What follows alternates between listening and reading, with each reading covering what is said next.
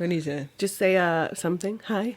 Hi, do I need to adjust the mic at all? I would bring it just maybe a little bit forward towards you. A little bit more I can forward. get up and adjust it too if you want. I used to do this back in the day. Oh yeah, you had a podcast. I don't need to tell you how to do this. Well, I won't that, but I was in tech for a minute. I almost got an internship. Ooh. What kind of tech? It was stage tech. Oh, awesome. But the guy I worked for, his name was Will something, was a raging alcoholic. Ooh.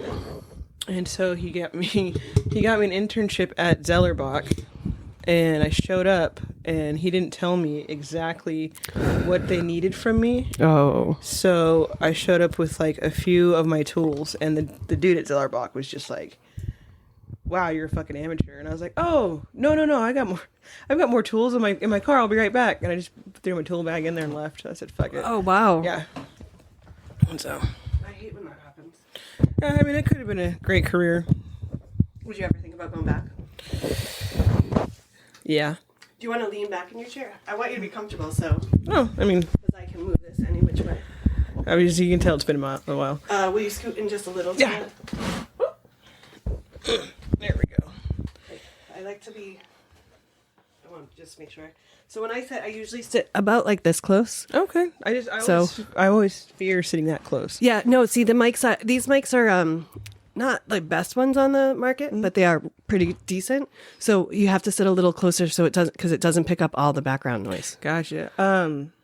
Me and Al are going to my storage unit, so I can give him my oldest brother's records from him when he was a DJ for the bar at Lucky. You know? Oh, sweet. Yeah, yeah. They have the new reel-to-reel thing. Yeah, but I also have some old mics from when I thought I was going to be a famous musician. So Awesome. What did you used to play? Or what kind of musician? I started piano. My mom made us play piano, and then I want to be a rock star. But I wanted to be a different rock star. Like if you ask any female musician, I feel like if you ask any female musician, they want to be in the band, but they always go for bass first, which is what I did. Mm-hmm. But I couldn't read bass clef. Oh, okay. So I picked up guitar instead, and then I wanted to be in band at my school with my best friends. So I grabbed up a saxophone. Oh. And then in band, I thought the drummers were cool. So then I want to be a drummer. So I bought a drum set, started taking lessons. And now it's all sitting in storage. Except for my guitars. We got to get that shit out of storage. I want to hear you play. Absolutely. That would be amazing. I almost grabbed my guitar from my mom's house yesterday, but I need to get this exercise bike out of my house first. And then I need to make my reading corner. Mm-hmm. And then I'll hang up my guitars. All right. And fix my saxophone. Well, there's your to-do list for the next few weekends. And then add in what the wife puts on there. She doesn't add too much to me. She really doesn't. She just she always says, clean the big things so I can clean the small things. So I got to get better at that. But I looked into fixing my saxophone just for the pads alone. It's like $700. Oh, wow. Yeah. But it's an Alpine. So it's a very, very good brand. I know Alpine from guitars. Did they make speakers. Probably. Speakers. Alpine speakers. Yeah. Yeah. Do you know Jonna? Yeah. Do you know her ex Steve, or Stove as we used to call him? Wait, you mean Donna? No, Jonna. Oh. She's little from Texas. No, I don't think I know her. You should meet her. Okay. She was a server with me at Spies of Commerce, and she deals with stupid people in the most southern fucking way. Bless their hearts. I'll be sitting there at the bar and I was like, what? I was like, I'm in my head, I'm like, that is the meanest thing I've ever heard, but it's not the meanest thing I've ever heard. And she just walks by like, okay, hun, and let me go get that for you. And then I'm like, bitch. I love it though. That's awesome. I love those people that you're like, oh, I love how you're just like a polite asshole to people all the time. She's like a little TV show. I don't think she's going back to Spies of Commerce now, because I don't know if you heard all the drama. I did. New owners and the chef quit, and yeah. So Chrissy posted saying, I need a lawyer number. Oh. And I got one from Chris Gordon because of the shit I went through at the brewery. So I hate to do this, but the owners, they're like family to me. Cindy's already in Florida. Peter, I guess, just bought a house in Florida. So, like, their hands are washed. Right. You know? So I'd rather help out my friends that are still here. And also maybe preserve the name, the Right. legacy, which has been an issue going around about legacies and shit like that. Yeah. So, also, but, like, don't fuck with people's money. Yeah, that's my number one rule. Like, people will say, like, I'm so nice and I'm so whatever. And I'm like, yeah, until you fuck with my money. And then it's no. Yeah. Because if you're fucking with my money, you don't care about me having a roof over my head, food in my mouth, clothes on my back. Like, exactly. And if you don't care about that stuff, you don't care about me. Exactly. And it gets real black and white for me. Like, I care about my money. I care about my job. Yep. I have pride in my job. Mm-hmm. So, like, I'm not going to fuck over nobody's money. And that Right. includes, I don't care if, like, I know it's like a capitalistic thought, but, like, if I'm working for you, I'm going to work for you. Right. I'm not going to skimp you. I'm not going to do you dirty. Because, I mean, at least now, maybe it was easier back then, but it's fucking hard to find a job. It is. And it's crazy because you keep hearing like how restaurants can't find enough employees, but then you can't find a job. So it's like, how is those two problems happening? Like, how can you not find employees, but people can't find jobs? I think number one, it's owners' expectations. I think there's a whole new wave of owners, like new business owners, that come in and think that you're supposed to just like, I don't know, be a slave, essentially. And like, do as I say, not as I do. You're going to like it. Yeah. Bend over, that kind of shit. Like, it's like we're family. As soon as someone says that to me, if money is involved, we are not family. Because you know what? I don't get involved with my family? Money. My adopted brother owns a mobile detailing, and he knows I have a background in QuickBooks and Excel, and he's like, you shoot my books for me? And I was like, no. No, I shouldn't. Speaking of, that motherfucker made me and my mom wait an hour and a half for lunch yesterday. We planned this last week because I never see him. He's got kids. He's got his business. And I said, look, dude, every time I invite you to lunch, you flake on me. Right. And he's like, no. He's like, you're my sister. I love you. So we get to the Olympia Company in Oakland. My mom's never been. She's very excited. She was happy to see me, happy to see her other son. And I'm just like texting. And he's like, oh, my bad. My friend's in the hospital. Like, I'll be there in a second. And I was just like, bro, number one, if your friend's in the hospital, handle it. Right. And number two, give me a heads up. Right. It takes 13 seconds to send a text message. My mom and I had an entire lunch. And he's like, I'm going to come down. I was like, no, I got to run errands. Yeah. I'm almost 40, man. Like, your days off consist of waking up, maybe taking a huge one, okay, feeding your cat, tidying your apartment, and then you pull out your list of shit to do. Right. The only time you ever like get time yourself is if you plan it, go on a vacation, turn your phone off. That's it. Yep. So if I'm making time for you, you better make time for me.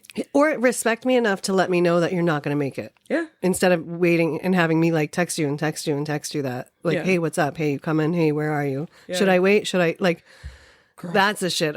And I know I think you're native Californian. Oh, 100%. Yeah. I have now made the realization that sometimes I have to stop assuming people are from here because I've made a couple of wrong ones. But How so, though? just like my friend Anna, who was on the pod a couple weeks ago, and she'll be back on again. She, I thought she was from the Dominican because her parents are Dominican, but she grew up in like South Dakota. And I was like, what? Excuse me, huh?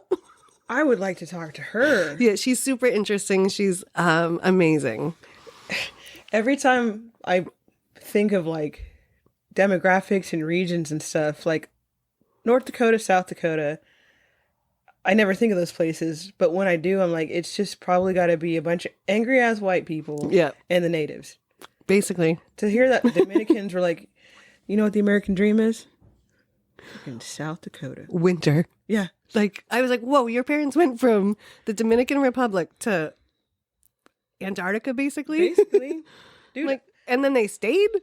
I got them tropical jeans, okay? Yeah. Like, it was 60 this morning. I was taking a shower, getting ready to come see you. And I was like, should I just turn on the heater for like a second? Like, just like not the big heater, just like the little space heater. I was in the shower. I'm like, is this like a bitch move? And then I was like, it is a bitch move, so. I have to say, when I lived in upstate New York for a few years, and I would like not turn my heat on until Thanksgiving. Like, it was a thing. Like, pride thing? Well, more financial, but like pride. Let's call it pride. I was a broke motherfucker, but like, let's call it pride. I was like, no, we're not turning our heat on until November, like until it really gets cold. Because it can be cold up there until like March or April. Yeah. So like that's if you're turning your heat on and like your oil tanker thing on in like October because we oil heat and it was expensive. I'm sorry, you what now? Oil with like we heated our house with oil. Like the 1800s? Like, oh, I Like, can't see, well, no. Johnny. Give me the... Kind of. We had little lamps. No, like we have a huge tank downstairs and like the oil truck would come and fill it with oil and then that's what our heater ran on. See, you're from California. You don't even know this shit exists. No, you're going to tell me that you like the milkman still delivered? Yeah, to some of our neighbors. Shut the fuck up. Yeah. God Even damn. actually in Boston, one of my neighbors had a milk delivery service until I was in high school. And like we didn't because we just bought it at this corner store. I but feel bad for the milkman. well, He's got one person on his route. Sorry, I just like... yeah, kind of. I think they were the only family on our street that had a milk delivery service. Just like wakes up at 4 a.m., gets his bow tie going. I know. Has his like toast and his eggs. And, like he just gets all prim and proper with his stupid little hat. Drives his truck. All in white. Just that one stop. That's crazy to me. I mean, I do understand that the Northeast is still like pretty old school with a lot of things. And like some parts of the Midwest too, but just fucking that there's a milkman there. I think more and more people would actually have a milk service now, though, because like people are trying to get back into like. Oh yeah, have you seen it? Like, what's it? Good Eggs. No, It's like it's a weird type of food delivery service. God damn, I can't remember what it is now, but it like everyone's going to old school shit. Like I buy my protein the day I'm gonna cook it. You know, I have a meat delivery service, and until they sponsor me, I'm not telling who, but but I do. I get I know who it is. I get my meat delivered once a month. How much meat though? It's like 24 steaks. Sometimes I can do chicken and pork. Like they have an options, but I eat a lot of steak. I do a high protein diet lately. No, I like that. So I eat mostly steaks for like Stevie will be like, "Do you know this bitch had 2 steaks today? We had lunch and dinner together and she had steaks for both of them." And I'm like, "Why are you counting my food too? Why are you telling people what I'm eating?" Because he's jealous. Like I used to be a fat bitch. You don't count my food. Because that little toe thing. You know what I'm saying? No, that makes me jealous. He also has gout, so he can't do it. So that's why he switched to White Claws. yeah, he's gonna come on here too soon Yeah. and tell me all his crazy stories. So I met Stevie when I was like probably not 21. Doesn't matter now because I never got caught. But like I would just sit there and watch him and Donna just do like the craziest shit, yell at people, and I'm just like a baby, just like, here's my $1 tip because I'm poor. But like, there's a reason why that alley next to Lost Weekend is called Blowjob Alley. Oh, I never knew that. And I think Steve started it. Honestly, I think he started it. Well, is that how the porn got there? I feel like he was the biggest advocate. I feel like he said, I know somebody. And I feel like Eric, our old boss, was so high at the time. He was like, yeah, what? That guy. That guy's hilarious. So y'all are listening to my friend Holly and I starting to shoot the shit. And Holly and I met because I bartend with her brother. Yeah. And then, is that really how we met though? We probably just met in a bar. I think we just met in a bar. Yeah. But I think I was probably going to meet him. Probably. And he was like, yo, check out this bitch. And I was like, what's up, ho? Yeah. No, I'm never like that. It's exactly how I remember it, actually. I'm always shy at first. And Me then, too. And I tell people, like, if I'm without that 3 feet of wood between me and people, I'm like a completely awkward, might be on the spectrum, maybe don't have words, can't talk to you. Sometimes that's why I took a shot. Okay. Because like I thought sometimes my girlfriend hates it when I say this, but I was like, maybe I got to touch that tism. Yeah. You feel me? Because like, so last night I'm working. Yeah. And it's super slow night, whatever. It's cool. 'Cause what bartender ever says is, I hate closing. I do. Fuck it. I don't care. I said it. But like, I told this guy, he was being goofy. He was on like his 6th rum and coke, but he wasn't being like a bad guy. Right. And his friend like teased him, and I just said, was like, oh yeah, man. I was like, good for you. I was like, I'm proud of you. Don't ever change. Oh, he took a shot of Castadores. And he was like, oh. And I was like, I'm proud of you. I was like, don't ever change. And he was like, you're the only woman that's ever said that to me. And I was just like, yeah. And then I was like, that 3 feet of wood. Yeah. That's what I love. That 3 feet of wood. Yeah. Like I was out with some friends who I met in the bar. Like we've become friends outside, and 1 or 2 of them have worked in the industry, but most of them have like been professionals, and they're all like, Yeah. did the like high school straight to college, got a good job, have been like, I don't know, well-adjusted humans most of their life. They're not. I mean, probably not. Well, they're not. I've seen the cracks. But like, but you know, like in all, like on paper, they've had like the normal, whatever, like American dream kind of life. Yeah. And they, like a few of them, when I'm talking about stuff, I'm just like, yeah, like, or when I first started hanging out with them when I wasn't on the bar and I was quieter and shyer, they're like, well, you're so much more quiet than we expected. And I'm like, I'll warm back up once I get used to like who you guys are on this side. Yeah. Yeah. And like, but on that side of the bar, you're so like funny and animated. And I'm like, okay, I'm still the same person. It's just like, give me a moment, like to figure out your vibe. And like, I'm in your world now. Like when you're in my world, I get to control it. But now I'm in your world. So I'm going to like take a moment and take a beat and figure it out. Yeah. You came to the Siobhan show. You came to the Holly show. Yeah. And guess what? I'm not on stage right now. Right. Like, I never truly believed that till I started hanging around Donna. Yeah. It's the fucking Donna show. Oh, yeah. And then like, it's off. Yep. As soon as you got to go count her money, it's off. And I'm like, girl. But it's true, dude. Like, what is that? What do they say? I don't know. This new medication makes me all foggy. But like, it's like as soon as you're off, like you can get back to that person who you was like behind the bar. But like when I used to get off work at last weekend, I had a regular who was there before I opened, well into me being off, and it's like I did the show. Okay, everyone laughed, everyone clapped, Right. everyone gave me money. Woo woo, good job. I go do my till, I do my drawer. It's not ready for me to go home. You know, I got Act 2, but Act 2 is different. Right. But in between Act 1 and Act 2, I'm gonna sit on this bar stool. You're gonna shut the fuck up. Yep. Don't ask me questions. Don't wait for me to say something funny. You're gonna shh. Holly's recharging. Yeah. Okay, shut the fuck up, old man. I don't want to listen to your stupid old white guy joke. It's not even jokes. It was always complaints. Oh, yeah. Same thing every day. And eventually, I had to just tell him to kick rocks. But you know, we're on cordial terms now. But it was a lot, you know. When you're the single bartender, you have one customer until about 5 o'clock, and it's the same fucking story. I love her. She left me. I love her. She left me. You're 61, dude. It's been 10 years. Oh, God. You know, like, I have, like, a soft spot in my heart for those people. Because, like, they're obviously caught in something, right? But I also am like, get the fuck off this stool and go change something. Yeah. This isn't a dating app, bro. Right. Or, I mean, yeah, it is not. And especially if you're at the same bar every day, you're not going to meet. The chances of you meeting someone in the bar that you go to every single day and spend hours upon hours at as a customer, that's not where you're going to meet your person. Well, it was this whole high and mighty thing. Sober. Day starts going on, starts drinking more. High and mighty feminist, blah, blah, blah. I love women's. And then as soon as that sweet spot hit, it's like, bro, whoa, hey, don't talk to her. No, leave her alone. Hey, stop it. Get out. Yeah. Get out. And then it was like repeat. I always wonder, I always wish that like, I wish that bar had sound.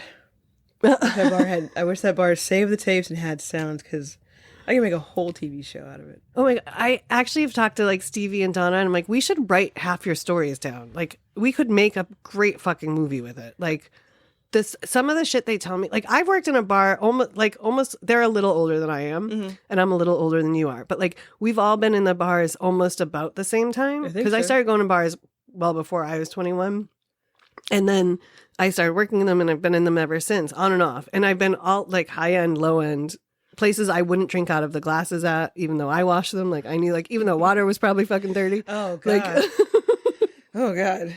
Are they on this coast? No, okay, no. All right. So I East Coast. Yeah. They actually, both of them are not even open anymore. One of them now is a clothing store on Newberry Street in Boston. Oh, shit. With drunk ghosts going through it? Yeah, definitely. The things that happen in that. That's like my closest connection, or closest comparison to last weekend.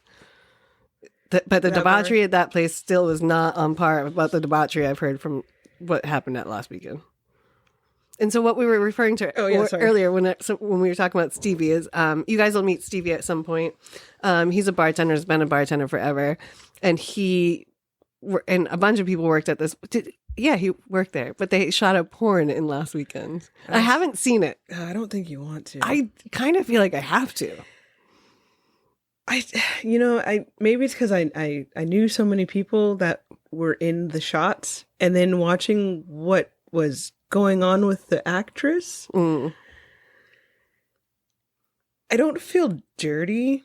I just feel like I can't explain it. Like, I watched the entire porn. Maybe it's because I watched the entire porn with Stevie and Boomer on either side. Oh God. So, I feel like that would make you uncomfortable or feel dirty. Just that. Yeah. I can't remember if it was Stevie or if it was Boomer, but one of them like grabbed the phone, was like, "Oh, this is the best part." And I was like, "Oh." And I mean, this girl was just getting manhandled. I mean, this is like some straight up BDSM. Everyone it's just weird to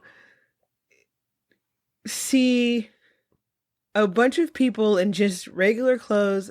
I mean, maybe I'm a square bear, even though like I do like the Folsom Street idea, but like it's like this dude like with a beer, like in a fucking hat and khakis, while this girl is just getting just like railed, like with just a fist, and he's just like just fist bump. I don't know if they fist bumped at this point in time. I believe that was recently created, but like, and then like there's like a girl like texting on her phone, and like there's like people in the background like high-fiving and doing shots, and this girl is just like on like a speaker or like a saddle just getting fucking fisted. And like you can just see Stevie in the background just grinning, like shit-eating grin, just like and I saw the video once, and it's burned into my head. I know that they had to get the pool table refelted. Yeah, I've heard that too.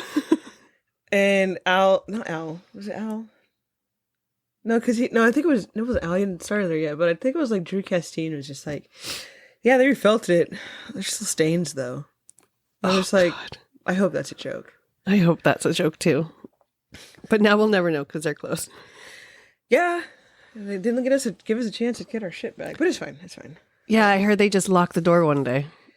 They changed the locks. Yeah, I was like stopping in to use the bathroom because the alarm never worked, and I like couldn't get in. But it's 2020. It's like, where am I going to go take a piss right now? It would have been nice to have a heads up. Yeah, but I guess the new goal is to see if I can convince my current boss to let me shoot a porn in the bar.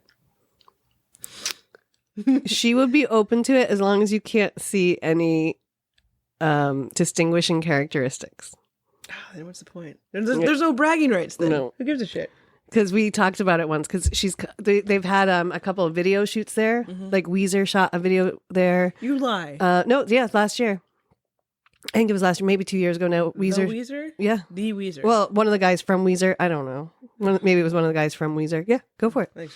And then just recently, Tom, I don't know his last name, but Tom and I think it's his girlfriend, maybe wife, Erin, Tom is shooting a pilot. And so he shot a pilot there. Yeah, you were there. No, I just like, cause like, I don't know if you saw, you weren't there, but I thought the pilot was incredibly interesting. I was just getting super frustrated. I was cutting into my time. Yeah.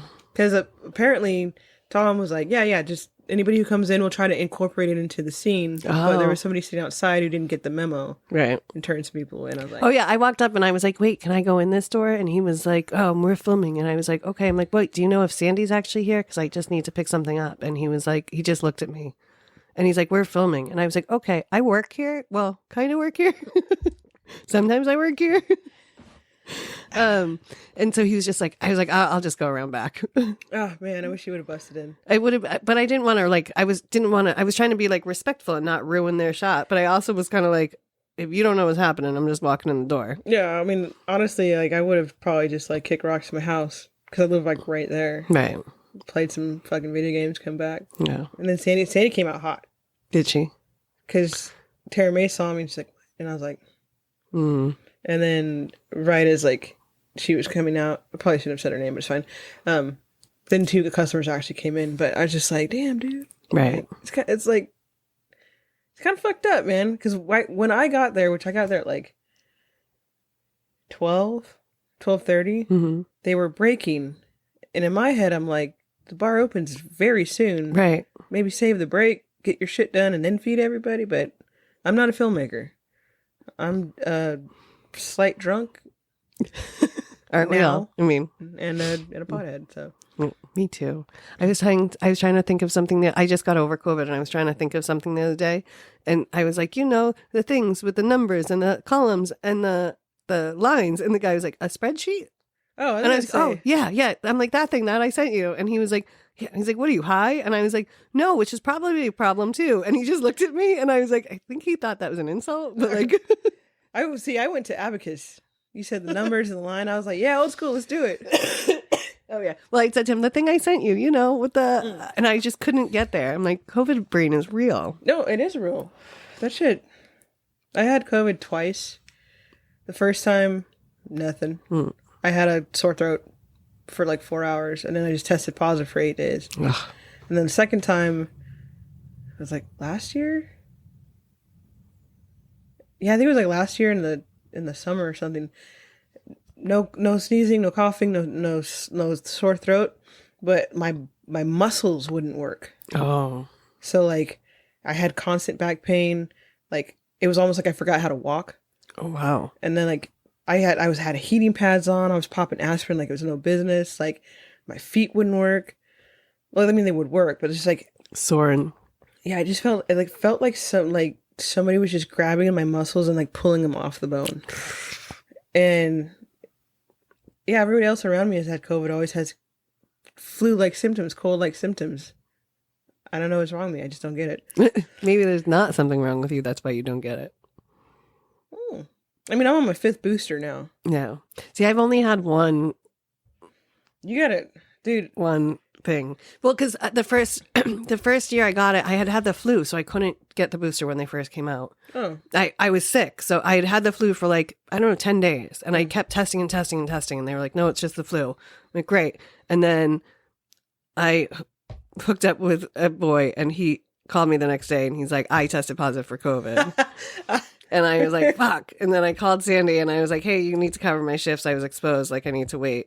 And so I was back home. I had been home for like 4 days because of the flu. And then for 5 days, I stayed in because I had been exposed. And like, I was like, well, if he had, like, I was exposed. Yeah. And so. Does that count as an STD now? Well, when Sandy asked me, she's like, well, how exposed were you? And I was like, well, he was in me. So I'm going to say pretty much, like, he was in my bed until 2 hours ago. So, like, yeah, he just left my house and called to tell me he was. Oh, dude, that's positive. So for 5 days, though, I didn't test positive. I was still like I was getting better from the flu, and I had no symptoms, but I kept testing. And I think it was either day 5 or day 6, I tested positive. But I had no symptoms. See, this is a fucking tricky ass thing. Right. So then what? You had to do like another 5 days? Yeah. Fuck that. Yeah. So then I tested positive. So then I couldn't leave the house for, I think it was 5 or 7 days or something. It was back in 2020 or 2021, I think is when I got it. Yeah, when the first time. The guidelines are bullshit now. Have you heard them? Yeah, it's like 24 hours or something. It's like, if you're not showing symptoms, wear a mask. If you are, wait 2 days. Yeah. I mean, maybe the research is changing from what it was. Maybe it is just, similar to that of a cold where you're not contagious after 2 or 3 days. But like, I don't think they still know. I don't know. I have to be careful because my mom has COPD and she has emphysema. So, if I know when I see her, like I make sure that I'm not around people for like a day or two, just in case. But that's smart. It's hard though to like. So, I mean, I saw her yesterday, right? But like, didn't go to work the day before or something, so I'd just been in house, so I felt fine. But then her girlfriend did point out, she's like, "Well, you never have symptoms." Yeah, and I was like, "Oh, you fucking bitch!" Thanks for ruining my positivity. Yeah, thanks for ruining my lumpia experience. Oh, I love lumpia. Have you been to the lumpia company? I have not, but I hang out with a ton of Filipinos, so I often get like the aunties lumpia. I hope this doesn't come off wrong, but like aside from the lumpia company, out of all the Filipino restaurants I've been to, it's never been good. You have to go to Auntie's house. Yeah, you have to. I don't know if I've ever been to a Filipino restaurant. There's I guess Oh yeah. Yeah, that was a really dumb white girl statement. Well, I mean, back in the day, like, unless you really knew the culture, you didn't really know what to order. And I went to a few Filipino restaurants, knowing what to order, and I was just like bummed out. But you know, there's more POC things coming up, and at least in the area we are in, I feel like everyone's becoming more knowledgeable about food styles, cuisines, and stuff like that. So you're not getting like the short end of the stick, Right. you know? Because like my grandma was German, and my granddad was Black and Native American. So growing up in the household, they couldn't cook. So I thought soul food was gross, and I thought German food was terrible. Because my dad was always working. So then my dad would take me to his mom's house. Oh my God. Oh my God, this is real food. Oh my God, oh my God. And then I started working with Speisekammer. Oh my God, oh my God. But it's just like people were embracing their cultures in like a pride way, I think. But not necessarily anything other than that. Like I know my German history, I know my German roots, I know my German traditions. I still don't know a lot of my Southern roots, except for like, you know, black eyed peas on New Year's and all that kind of stuff. But now that there's more access to the internet and more access to, I don't know, people just, I guess, embracing themselves in like a not racist way, you're seeing all these cuisines coming up that are inviting to other people. Sorry, it's my sales rep. No, that's all right. So yeah, I mean, think about it. How long have you been here for? 4.5 years. 4.5 years. So well, just over 4 years. We'll just say. over 4 years. Yeah. So like 15, 20 years ago, you didn't have Ethiopian restaurants. Right. You didn't have Laos restaurants. Something changed where people embraced other cultures aside from Italian, Chinese, American, and it's great because now we're getting all these fucking fusions. Right. Some of the fusions do piss me off, but some of it feels a little like whitewashed. Which, I mean, most of our shit is because, sorry, we're terrible people. No, just, we're not. Some of us, not all of us. There's bad in everything. Right, exactly. But I almost said let's call a spade and said white people might be the worst. There is a internal monologue I have in my own head about just, I guess, who is the worst, but no one's the worst, no one's the best. Some just stand out more than others because some have more presence. But you can experience things. But you should never just make your mind up based on one interaction. Right. It's like I always say, I'll try anything twice, and people will laugh, and they're like, twice? I'm like, yeah, because the first time I'm still getting over like whatever anxiety and preconceived notion I had in my head. So like, unless I instantly like it, like if I try something and I'm like, I don't know if I really like it, I'm going to go back and try it one more time. Yeah. Because then I won't have that. I'll be like a little more open to it. When you go back and try it, do you try the same thing or do you try something else from like the menu? It depends. Like like I just mean like in general, like on anything, like I'll try almost anything twice, like unless it has mayonnaise on it. But like from food to like experiences to. What did you say, white girl? I said I don't eat mayonnaise. I don't eat ranch either. I'm giving you a minute to process that there's a white girl. And you know what? I do not like spiced or whatever those pumpkin spice lattes. That's throw that at a bitch, but that's understandable. I don't like that either. My girlfriend tried a pumpkin spice latte like for the first time a couple of years ago, and she's so mad. And I was like, "Why?" And she's like, "It's just the spice that you put in the pumpkin." I was like, "Yes, it's the pumpkin spice." And she's like, "No." She's like, "There's like no pumpkin." I was like, "No, baby, because it's the spice." And it was just like a back and forth. And she was like, "This is bullshit." She's like, "I'm gonna finish this latte, but fuck this and fuck Starbucks." And I was like, "Yes, yeah, yep, yeah." I'm not like I don't. If you're not a PSL girl. PSL Pumpkin Oh yeah, I'm not a PSL. Sorry. See, I don't even know the acronym because I'm like, I am not that basic. Thanks. My friend Vince is like this tall ass huge Mexican dude, and when it hits September, he's like, "Guess what, bitch?" He's like, "It's PSL time," and he is straight as shit. But you know what? To each their own. I love a straight guy that can have a little flair. That's him. He's the man. But so, what is it about mayonnaise? I only know one other white girl who does not like mayonnaise. Oh. Tell me what it is about it. It's everything about it. I don't like the texture. I don't like the feel. I don't like the smell or the taste of it. Like even in high school when I would like make my dad's lunches sometimes when my mom was still at work and he would be like, "Oh, I'll take tuna tonight." And I'd be like, "Bleh, bleh," like the whole time, like it wasn't the tuna? The tuna grossed me out, but like just dry tuna, like once you drain it, was not quite as bad. But tuna in a can grossed me out, but mayonnaise even more. Mayonnaise even more. Like I would hate to get it on my hand. Like I would be like, "It's on my hands." Like do you consider mayonnaise and aioli the same thing? Yes. Okay. They are the same thing. It's just a flavored mayonnaise. That's all aioli is. I think aioli is like... It's flavored mayonnaise. Okay, fine. I should know this because I was a chef, but I'm just like... I am not, but that shit is... Someone will be like, "But it's aioli." I'm like, "But go fuck yourself." What if it was like... What was this?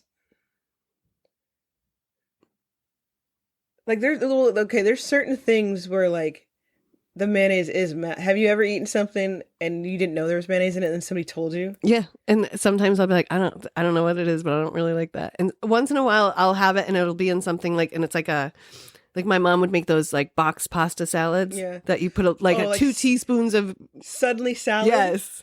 Holy shit, I can't believe it's salad. That I would not eat that. And she'd be like, "You can't even taste the mayonnaise." I'm like, "Yeah, because it tastes like ranch or some other shit that I don't like." But you don't like buttermilk? Is that what it is? I don't know. I probably have stayed away from buttermilk. I mean, not a buttermilk pancake. That's different.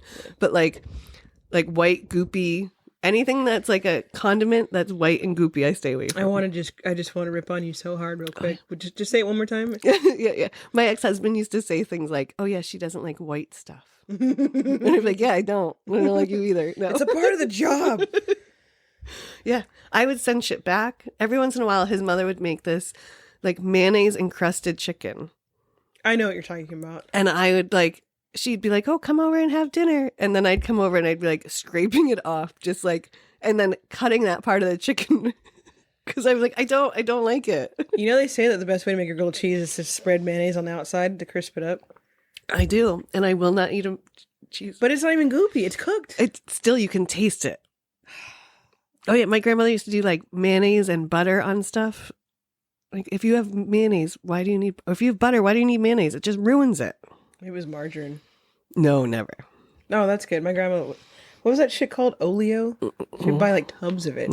Now I'm finally learned it's like two chemicals away from being just straight plastic. I'm like, oh, I grew up eating that. Yeah. Oh yeah, we grew up in my parents' house. We grew up eating like margarine and shit because it was supposed to be so much better for us. But my grandmother always had regular butter. Oh, your grandma was smart. She was a fucking awesome lady. So now that I know that you don't like mayonnaise, which I'm totally fine with. Okay, good. Because like I know people that put mayonnaise on their hot dogs, and I think that's blasphemous.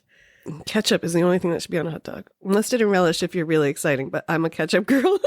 I know. This is where my basic bitch comes out. I do not like pumpkin. I didn't think I was going to have my day off be so disappointing. Ketchup does not belong on a hot dog.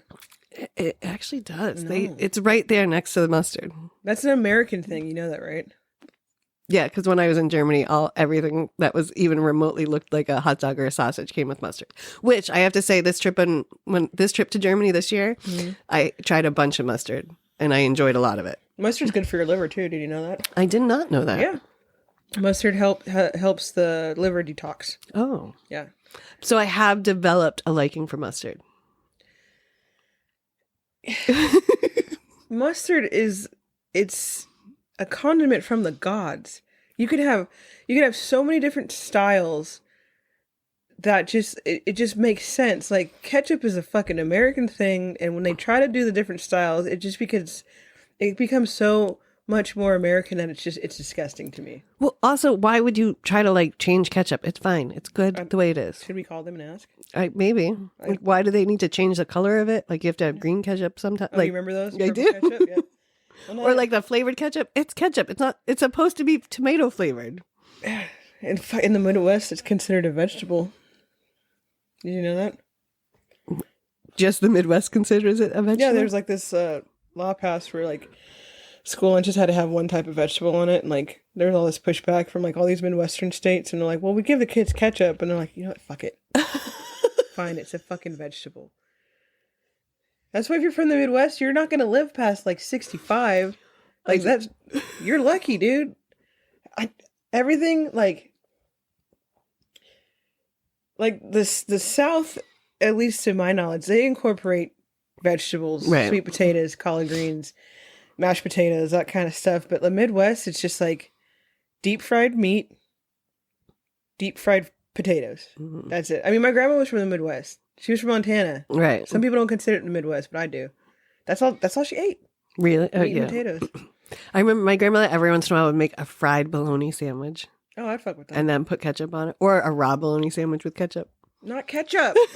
Mustard. God. No. Damn it. No, my grandpa used to eat ketchup. And as a little kid, I would be perfectly happy if you gave me a slice of bologna with like a smear of ketchup on it, and I would roll it up and eat it. God damn it. We also, at one of my other grandmother's houses, we used to always eat hot dogs raw. Like, that's a very white thing. It would be, well, it's also like, we were mostly poor. Yeah. And like, there was probably like 20 of us there at the house. So she would just open a ketchup, like a 12-pack of hot dogs and just hand them out to all of us. Well, I mean, like, technically they're pre-cooked, right? Yeah. So I guess, but just like that hot dog water. Slimy water. Yeah. And just, I remember some of my cousins loved that shit. And I would always be like, are we going to cook some? Please. But don't toast my bun. I don't want you to toast my bun. I gotta have it toasted. Oh, no. No. I used to go to Friendly's, like our first Friday after, like in grammar school, first Friday of the month, we would have a half day. So we'd go to church and then we would be off and we would all like walk over to the Friendly's and we'd get like lunch and like a little sundae and then we'd walk home. And I would always be like, can I have a hot dog with ketchup? And don't toast my bun. And when they would bring it and it would still be toasted, I would send it back. I'd be like, excuse me, I would ask for this not to be toasted. And they would look at me like, are you fucking serious? You sixth grader. Yep. Ah, okay. All right. Yeah, like it's good bread. Why would you ruin it by making it crunchy? Because then it holds a condiment better, I feel. Mm-hmm. That's what. Yeah. No, as an adult now, I can appreciate it. You can. I still don't prefer it. Maybe lightly toasted. The fucking hot dog connoisseur over here. God well, damn. I grew up with Fenway Franks. Like, never had one. Well, I'll take you to Fenway someday. Let's go. My sister's the steamed out there. hot dog bun. Oh, okay. With like a hot dog that snaps. Well, see, that's the thing. A lot of them out here don't really snap. That's why you got to get the crunch. But I think it was Dodger Stadium. They steamed the bun. I remember having a Dodger dog. Yeah. Nothing better than there's a place in Maine that all they do is hot dogs. And they cook them in like a peanut oil, some kind of different oil. Okay. And they have this great snappy crunch. But all of their buns are steamed. Well, isn't that the difference between a hot dog and a glizzy? A glizzy is deep fried. I don't know what a glizzy is. I've never heard of that. Maybe it's just a nickname for a hot dog, but okay. I believe a glizzy is always foot long and it's like deep fried, I think. I don't know. Instagram, it just puts out so many false informations now. And I'm addicted to it. So yeah. All right. Well, if that's the way that you like your hot dog. Yep.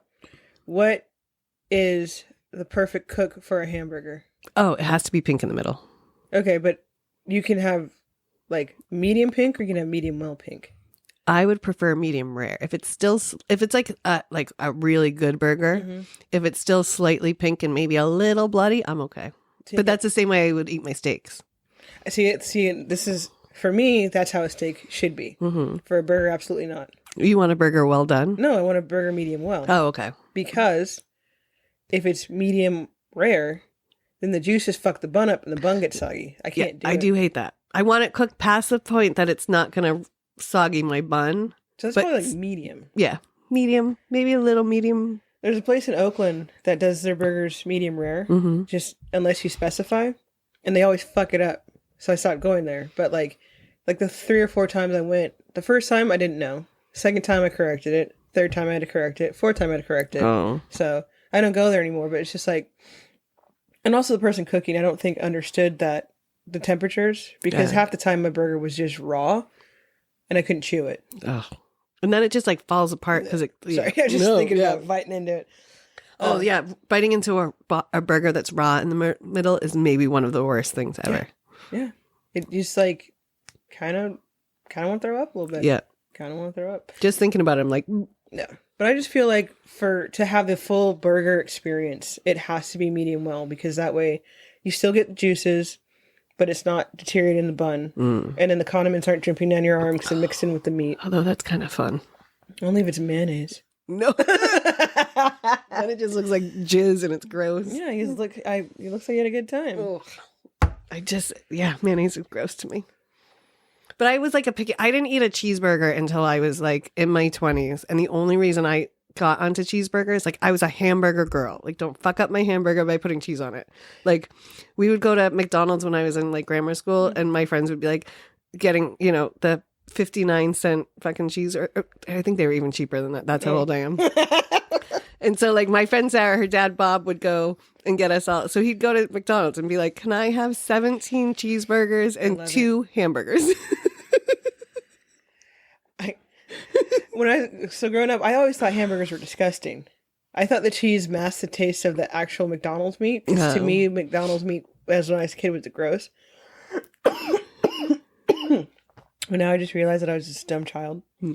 Because now, like, I haven't had McDonald's in God knows how long, but I got a quarter pound of cheese. I was just starving. And, like, it was the first time that, like, the meat was seasoned. Because they never season the meat. It's just, like, microwave bun. And it was just freezer taste and all that kind of shit. Yeah.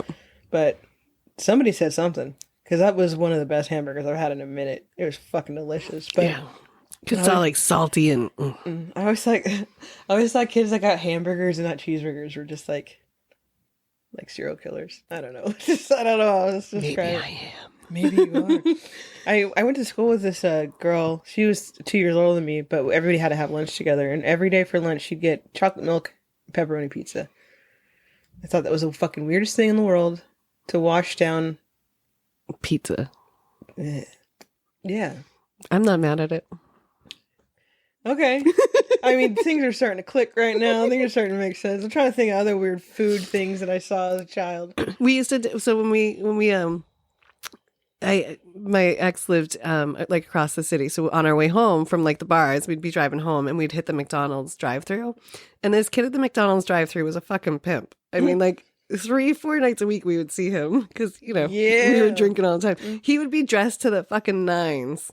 Like, he'd be in a suit some nights. He'd have, like, his chain out. Like, he'd be flirting with the girls. And he's there. He's a preacher now. We used to, like, tip him. Like, we'd be, like, bringing him drinks. Like, we were, like, friends with this dude. I love it. But so he would always make sure I had my quarter pounder with no cheese. And then one night, he was at the window. But so, I don't know, something happened. And we got all quarter pounder with cheeses and whatever else. And I was, like, so bummed. But I was hammered and hungry. So I was like, it's fine. I'll just eat it. And I was eating it. And I remember sitting on the floor of the apartment. There's, like, I don't know, 6 or 8 of us there. And I'm like, oh my God, you guys know how good this is? I'm like, you guys put cheese on this all the time. It's amazing. What have I been missing out my whole life? Get it. Get that time machine, girl. Go slap your younger self. And like 2 of my best friends were like, I was like, dude, I had a cheeseburger last night. And can I just tell you? They're like, finally? Finally? Have you ever been so drunk that like you get something that you probably have had a million times? You take one bite into it and you start sobbing hysterically? Because I have done that with a sourdough jack. What is a sourdough jack? Oh, from Jack in the Box. Jack in the Box, to me, hands down, is the best fast food restaurant. I have to say, I've not been there very often because we don't have those on the East Coast. And so when I lived in Arizona, we had one near us. And we went to it once or twice, but like it was always like... It was in a shitty neighborhood, so it's probably just a shitty Jack in the Box. But when we have things like In-N-Out and Del Taco, like, why would you go to Jack in the Box? Bitch, when we had a Del Taco, first of all, that was my go-to. Because Del Taco has the best cheeseburgers of any fast food restaurant. Really? Hands down. See, my favorite was a Dairy Queen that was on the Cape in Boston. Or, not in Boston, but on the Cape. If we still had a Dairy Queen, it would probably go... It'd probably go Del Taco, Jack in the Box, Dairy Queen, Foster Freeze, if we still had one. We had a Foster Freeze going up, man. Oh, God. I would ride my bike down there. Get me a double bacon cheeseburger. some curly fries when they had them, and just don't talk to me. Don't talk to me until I'm done. That's it. That's it. I'm gonna go pee. Okay. Yeah, take a break. You want another shot?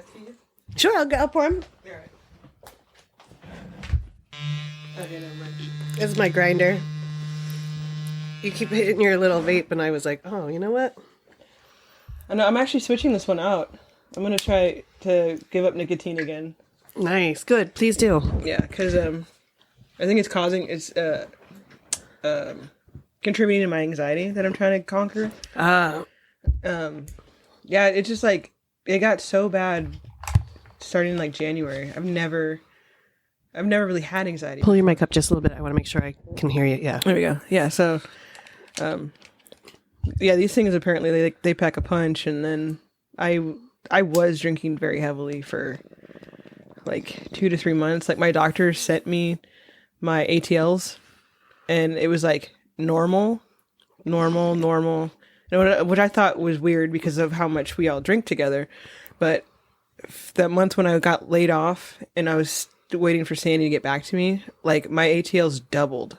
Wow. Yeah, so I was like, oh, I should probably work on this because I love drinking. Well, yeah. I mean, on that note, cheers. On that note, cheers. Like it's just I love it. Yeah. I've been leaning more into mushrooms than drinking, but I'm a drinker. Yeah. Like, We can't find our mushrooms right now. We went on a trip. We packed the mushrooms, and then we came home, and my mother-in-law / landlord was coming over to check something. And it's not that she doesn't like care that we do mushrooms. It's just she'll take them. So we were like, I love that it's not like she would be like upset with you or she's gonna lecture you or be disappointed. Oh no, she'll just fucking take that shit. she'll take them. So what do? We got high and we're like, let's hide them. And we're like, what's the best logical place to put these? And like, Katie's like, here, wherever the fuck that was. And I was like, hell yeah, babe. Great idea. Fast forward to like April. We're going to a bachelorette party. And I was like, babe, let's do some shrooms. She's like, fuck yeah. I was like, where are they? And she was like, I don't know. And our apartment is probably the size of your living room. Okay. And the kitchen. It's a studio. Oh, all right. So there's not a lot of places to put things. Right. It is now August 9th. You still haven't found them. Cannot find them. And I the have thing- some. I'll give you them before you leave. It's a box. It's this big, okay? And it's got caps, it's got stems, it's got chocolates, it's got It's like a smorgasbord of. yeah. And I have wait a minute. Did you just think about where it probably is? I think it's in my best man box that's under the bed. Because it's sitting here, I was just like, oh, I hope she just thinks about where it is while she's like not thinking about where it is. You know Oh what I my mean? God. Like you have one of those moments where you're talking about something and you're like, the light has dawned. It's like retracing your steps when you're drunk. Yeah. I think, so yeah, so my best friend Alex got married to my best friend Laura. And when he asked me to be his best man, he gave me this very long wooden box that he made. Like, Oh. and he did the wood burning on it. Yeah. So it's got his family crest on it. It's got my family crest on it. That's made up Oh. because of the Sibley origin. Like it does mean before Christ, but there's so many different variations that my mom got sick of trying to find our family crest. So she just made one with a unicorn on it. I like it. I like it. But yeah, he put all my favorite snacks in there. Beef jerky, Reese's, salt and vinegar chips, and a big ass sword. Yeah. I didn't know you were a swords lover. I didn't know either until I saw it. When he moved back from Hawaii, when he broke up with his previous girlfriend, he was like, "Hey man, we got to go hang out." That's actually how the two met because he was like, I got to go to the bar. He's like, I don't know anybody anymore, and that's how him and Laura met. You working magic on this side of the table? I can.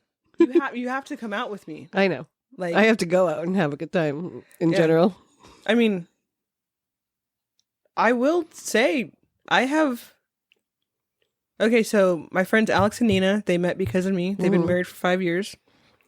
Alex and Laura met at the bar that I worked at because Laura had moved back from Mexico or Colorado. I can't remember. And Alex had broken up with his ex and moved back to Alameda. And him and I were best friends growing up. And Laura and I were best friends growing up. They never met each other. That's weird. Yeah. And they met in the back of last weekend. Oh, there wasn't a porn being shot, was there? I mean, it kind of felt like there was one every night. Either somebody was getting a blowjob. Oh yeah, because you were telling me that Steve named, or the alley next to last weekend is called Blowjob Alley, and maybe Steve started that. Mm-hmm. I know that a brother of mine, I will not say who, I have a lot of brothers. I have 4 brothers. 4? Yeah. Wow. A brother of mine also received a blowjob in that alley. I can kind of guess which one. How many people listen to this? It depends. I'm not trying to get anybody in trouble, but I mean, this was when we were 21, so doesn't count. We'll let him tell that story. Give him Jack Daniels. I know. Because, you know, he drinks tequila now, but give him Jack Daniels and ask him about that. Oh, he story. drinks Jack Daniels when he sits at my bar. I guess he switched back. He Goes back and forth. He was just like, Holly, he's like, you should really stop drinking whiskey. Like, it makes you sad pants. He's like, you should drink tequila. It's got probiotics in it. And I was like, okay, son. I was like, hey, do you remember that one girl I dated back in the day? He's like, yeah. And I was like, all we drank was tequila. He's like, oh, maybe it's not for you. I'm like, no, maybe it's not for me. Tequila either makes my clothes fall off or it makes me want to stab you. There is no in between. I mean, why don't you just do both? Well, if I had a penis, that would make more sense. No, but absolutely not. I think one of the best ways to go out is if like if you're in a chick's and a chick is like butt ass naked and stabs you. I mean, because if you survive, I don't condone violence. I don't want to be a violent person. I don't want to be a violent person either. But if I were to survive, what fucking cool story would that be? I think you might be more mad at me that I stabbed you than wanting to like hang out again. I have a weird ego. Okay. I like to be the storyteller, if that makes sense. Yeah. If I could remember most of my 20s, I had some crazy stories. Oh, I should tell you about the time I got arrested. Oh, yeah, you should. I want to hear that story, but one of the things that, because I'm loving our conversation, but I also want to bring up what you brought up, because I was like, oh, dude, let's sit down and talk, because I love our conversations. Oh. And you were like, yeah, I want to talk about this one specific thing. And I was kind of surprised and taken aback about it. About grief? Yeah, because, well, just that you were so like, this is what I want to. Yeah. I was like, oh, I love that you have kind of a thing. And then for me, like I did a radio show a while ago. Some kid had contacted me and asked me if I would come on. And I was like, yeah, you know. And he was like, your show is a lot about grief. And I was like, it is? And I was like, oh, well, I guess, yeah, I've dealt with a lot of death in the last year. You know, Wilk died and that fucked me up a lot. So and badly. Yeah, and I fucking miss that guy all the time. And so I was like, yeah, I guess I guess we do touch on that, because it's one of the biggest, hardest things you ever go through in life, right? Like it's like moving, marriage, and death are the 3 biggest things in life. And I think it could be changing now, but well, because I'm gonna live forever. But oh, I like this ego that you have.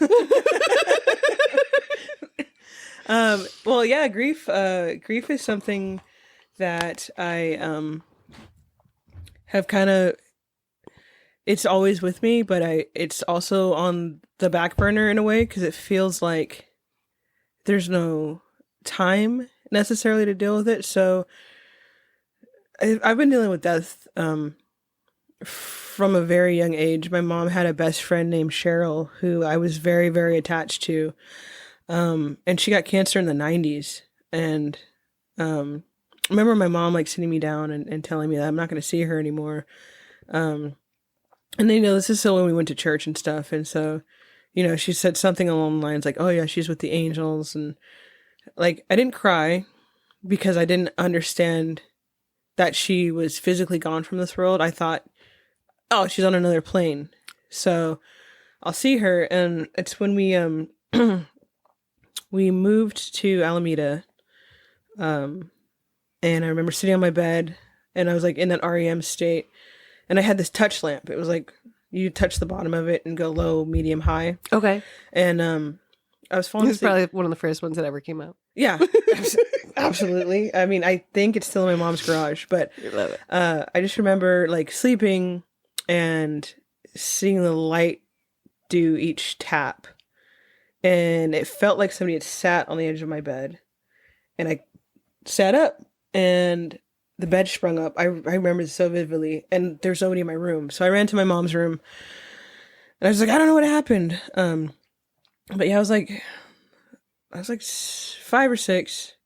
In that period, my great grandmother had passed away. And that's the first time I ever saw first and last time I ever saw my dad cry while he was lucid. And then in like 2016, Harambe got. No, I'm just kidding.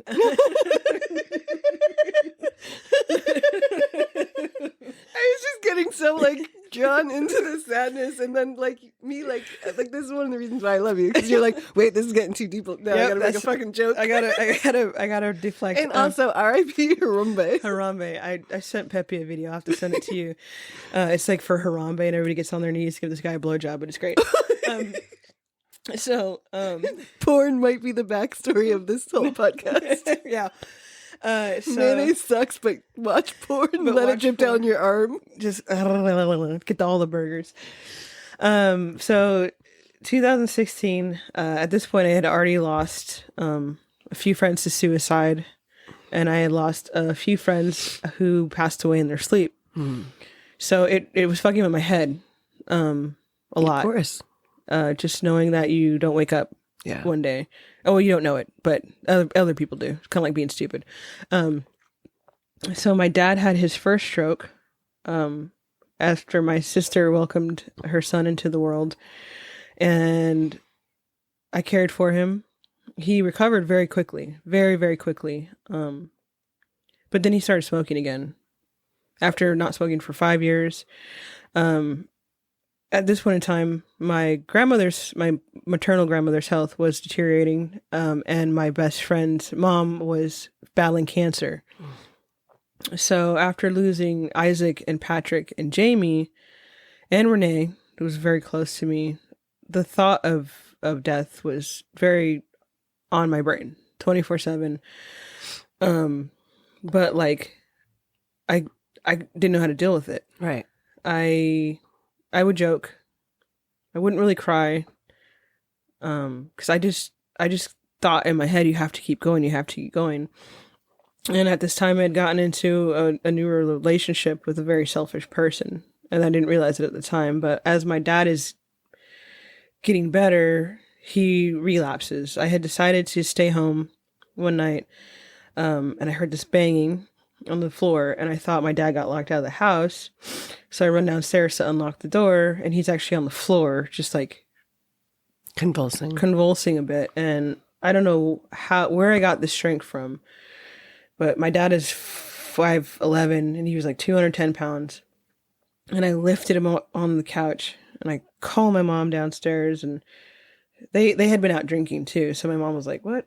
Called 911. They rushed my dad to San Leandro.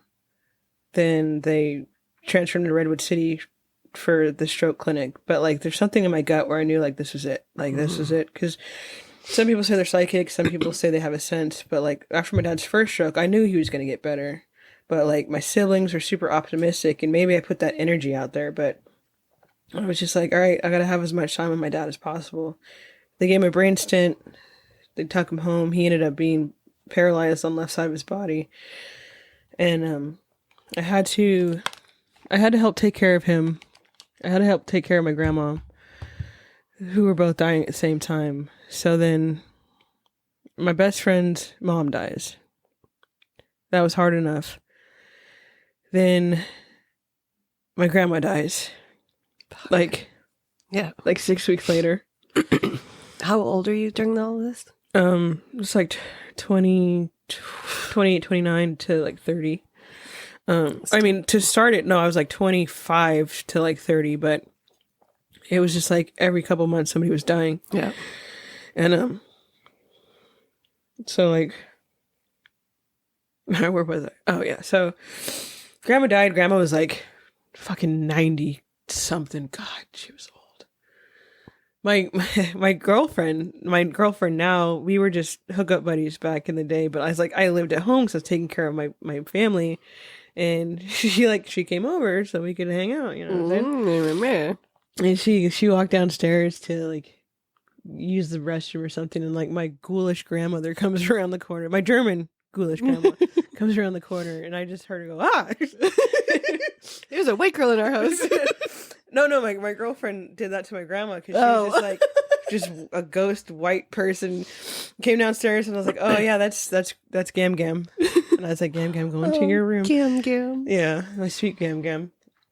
But like, so it turns out both of my grandma and my grandpa had to be in to go into hospice.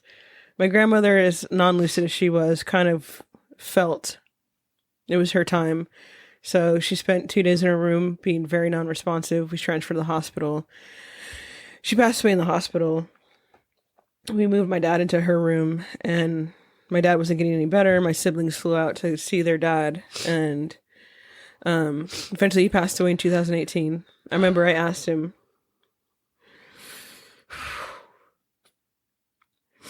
I held his hand and I was like, Dad, can you please make it to my 30th? And he nodded and he said, I will. And I had my 30th birthday. And he passed away 2 weeks later. But he kept his promise. So, sorry. No, I wish I had more tissue. I'm going to grab tissues. This got me crying too. I have goosebumps. I'm crying. Fucking A.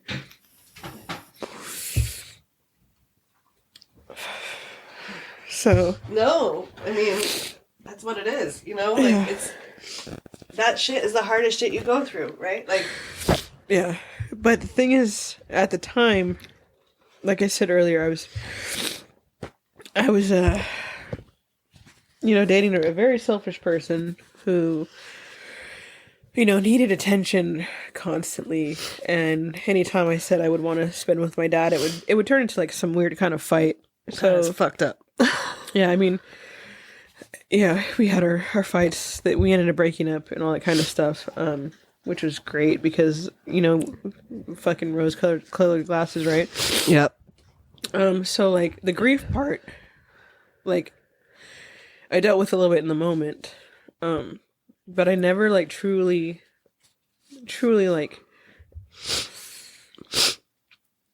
addressed all of those issues until, God, like, maybe it was, like, last year. My dad died in 2018. Like, everybody died. It feels like. And there was this like moment where I was home alone. Nobody was at home. And something on the TV just like happened to remind me of like my dad. And then everything like flooded. And I just cried so fucking hard. 'Cause like I helped my mom address her grief, to the point, they say when you're dealing with grief, it gets in your shoulders. So my best friend Laura actually took my mom out to get a massage, and my mom was like bawling in the chair. But like part of me can't really do that. So like there was just like this moment, nobody was home, and like my roommate was out or something, and this was like the longest I've ever cried in my life. I think I cried for like an hour straight. That's a long time. Like, not fully understanding who I was crying about, which emotion, like, caused it, but, like, as soon as I could, like, piece myself together, I jumped in the shower, took a hot shower, like, 30-40 minutes, and, like, it was like a release, but, like, I felt guilt for not doing it sooner. Oh, that's interesting. Because I was so busy babysitting this person I was with that none of my emotions truly came out. And from that, and now is a bad habit that I do, where I bottle it up and I wait for that moment to to let it all out. Unless I'm very drunk. Yeah. Because then, guess what? I'm going to talk at you in this corner while I'm crying, and you're going to tell me it's okay. Yeah. And you're going to dart your eyes past me. That's what's going to happen. Because that's the one white girl trait I have. I will corner you. I love that you blame us for that. I mean, I'm not saying it's not warranted. I just like that you can assign the blame to us. Oh, yeah. 100%. I mean, okay, so you're a bartender. I'm a bartender. We know our regulars. Yeah. Okay, we know our regulars, and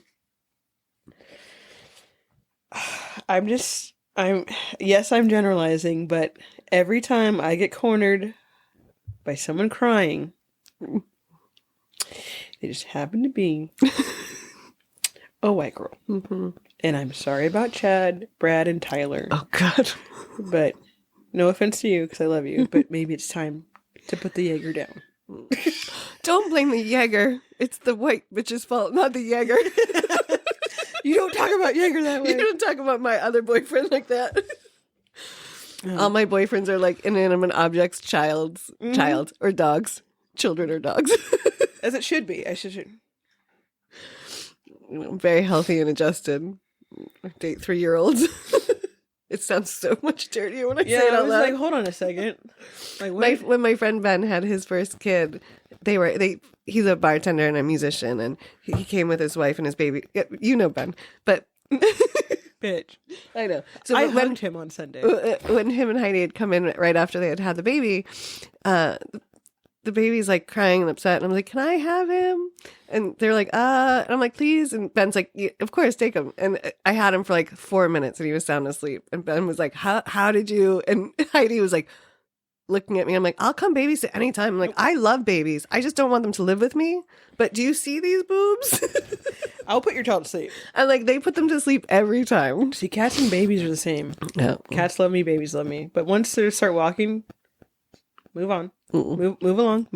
Oh no, I still love them when they're like just getting their feet up and then they'll run to you. Like, I love that. I'm still trying to figure out if I'm like having that internal clock thing. Because like I truly don't want kids, but at the same time, like I would like to like have a little me if I could just like be rich. Yeah. And like be like, yeah, that's my kid. And that's my nanny. Yeah, like that would be perfect. Like I would hang out with my kid all the time, but like if I could have somebody to like pass it on to when I'm just like done. Mm-hmm.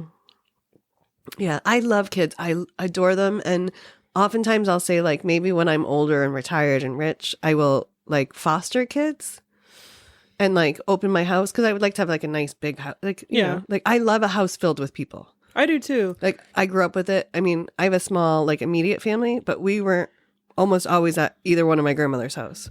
My mom has 7 siblings. My dad has we 14 siblings. So like, house. Yeah. Like I would like that too, but like of people who could drink. As much as drunk adults act like children, like just the guilt of giving a child whiskey, just I can't handle that. Yeah, and the jail time that could be attached. Oh, yeah, no. Although 3 squares, a workout, nap, it doesn't sound terrible. Yeah, I mean, now cable. I mean, they give them mattresses now. Like they're not just like those thin futon. Like they're living in style. I think so. Your outfit's already picked out for you. I have a friend in jail right now, and he's quite enjoying it. One of my brothers, not the one you're thinking of, one of my brothers was in jail for 8 months, and we would write each other letters. And one of his letters like, "This shit's not that bad, dude." And then he told me about toilet wine. Oh, I'm sure that's terrible. Okay, but sorry. I mean, I have to do funny thing to not feel as vulnerable. Not that my parents didn't teach me to be vulnerable. It's just like be vulnerable, move on, come back to it if you need to. Right. That's a good lesson. My parents did not teach me that. Anytime I was crying, my dad would say, "Well, just stop crying first." And I'd be like, "I can't just stop crying." Sound advice. Sound advice. He'd be like, "Okay, but stop crying. Oh, look, we'll talk about it, but stop crying." And I'd be like, "Can I finish crying and then we'll talk about it? Like, I can't just stop because you want me to." oh God, now I feel bad because when my niece and Maya is crying, I'm like, all right, well, we're gonna get to it when you're done. And she's like, oh, I talk now. I'm like, when you're done. I was like, I can't understand. I can't hear you. Right. I'm like, háblame. And she's like, but I'm like, I was like, But no, that's good. You're telling her finish crying and then we'll talk about it. My dad would say, stop crying so we can talk about it. And I'd be like, I can't just stop. And like sometimes he would tell me, just stop thinking about it. I'm like, how do you just stop thinking about it? Even now, like one time I was home and we like, had a couple glasses of wine. I got a little emotional. He started to tell me to stop. And I looked at him and go, I'm not going to stop having my feelings. It makes you uncomfortable. You can leave the room. I'm going to keep here having my feelings. I'm going to cry. And he just sat there and he was like, fair enough. And he just sat next to me and stopped. And I was like, why couldn't we do this when I was 15? You taught him a lesson. You taught him something that. Yeah. And he's like, I wasn't trying to tell you your emotions were wrong. I'm like, well, when you keep telling me to stop having them, that's what you're doing. And he was just like, oh. And like, then he just sat there and was very like, and he doesn't know. No one ever taught him. Yeah, because he was told stop crying. Yeah. Or he didn't even cry because he knew he'd probably get his ass kicked for crying. Because like I remember my dad or my mother saying, what are you crying for? You want something to cry about? I'll give you something to cry about. It was this like staunch Catholicism, right? Yeah. Well, I mean, we were like strict. We were too poor to be strict Catholics. Like my parents worked 6 days a week. They weren't getting up on Sunday to go to church. Like my grandmothers both went to church. Both of them grew up Catholic. One of my grandmothers went to church pretty regularly, but she wasn't. I mean, we also grew up in Boston, so a lot of us knew about those priests. So, girl, yeah. So, like, well, I mean, I feel like girls were off limits, right? Yeah, we were safe.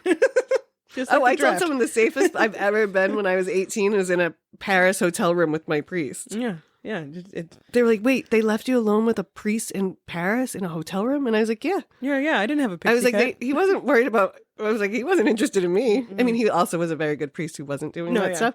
But I was probably the safest I've ever been with a 47-year-old male as an 18-year-old girl. Dude, some of those jokes, though, like, I love making those jokes at the bar because you see people go from incredibly uncomfortable to like, you fucker. Yeah. I see what you're doing. Yeah. But yeah, I mean, yeah, that shit is rampant, and that I feel for everybody that had to go through that shit. Because I mean, like nothing is just about you. Everything that happens around you happens to you. You do to somebody else causes reactions to other people around you, and that also. Watch me do this. Watch me tie this back in. Also can cause a lot of grief. Look at you were a professional podcaster, weren't you? Oh, that rock star status. Maybe you won't be a rock star. Maybe you'll be a pod star. Maybe I'll be a pod star. Maybe, and I'll turn into being an announcer about sports, and I won't know exactly what I'm talking about. But well, I mean, Snoop Dogg is making a shit ton of money on not knowing what he's talking about, and he's not even high anymore. Yes, he is. He quit smoking weed. No, he did not. That was a whole. No, that was a whole fucking thing about that smokeless, like fireplace thing that he promoted.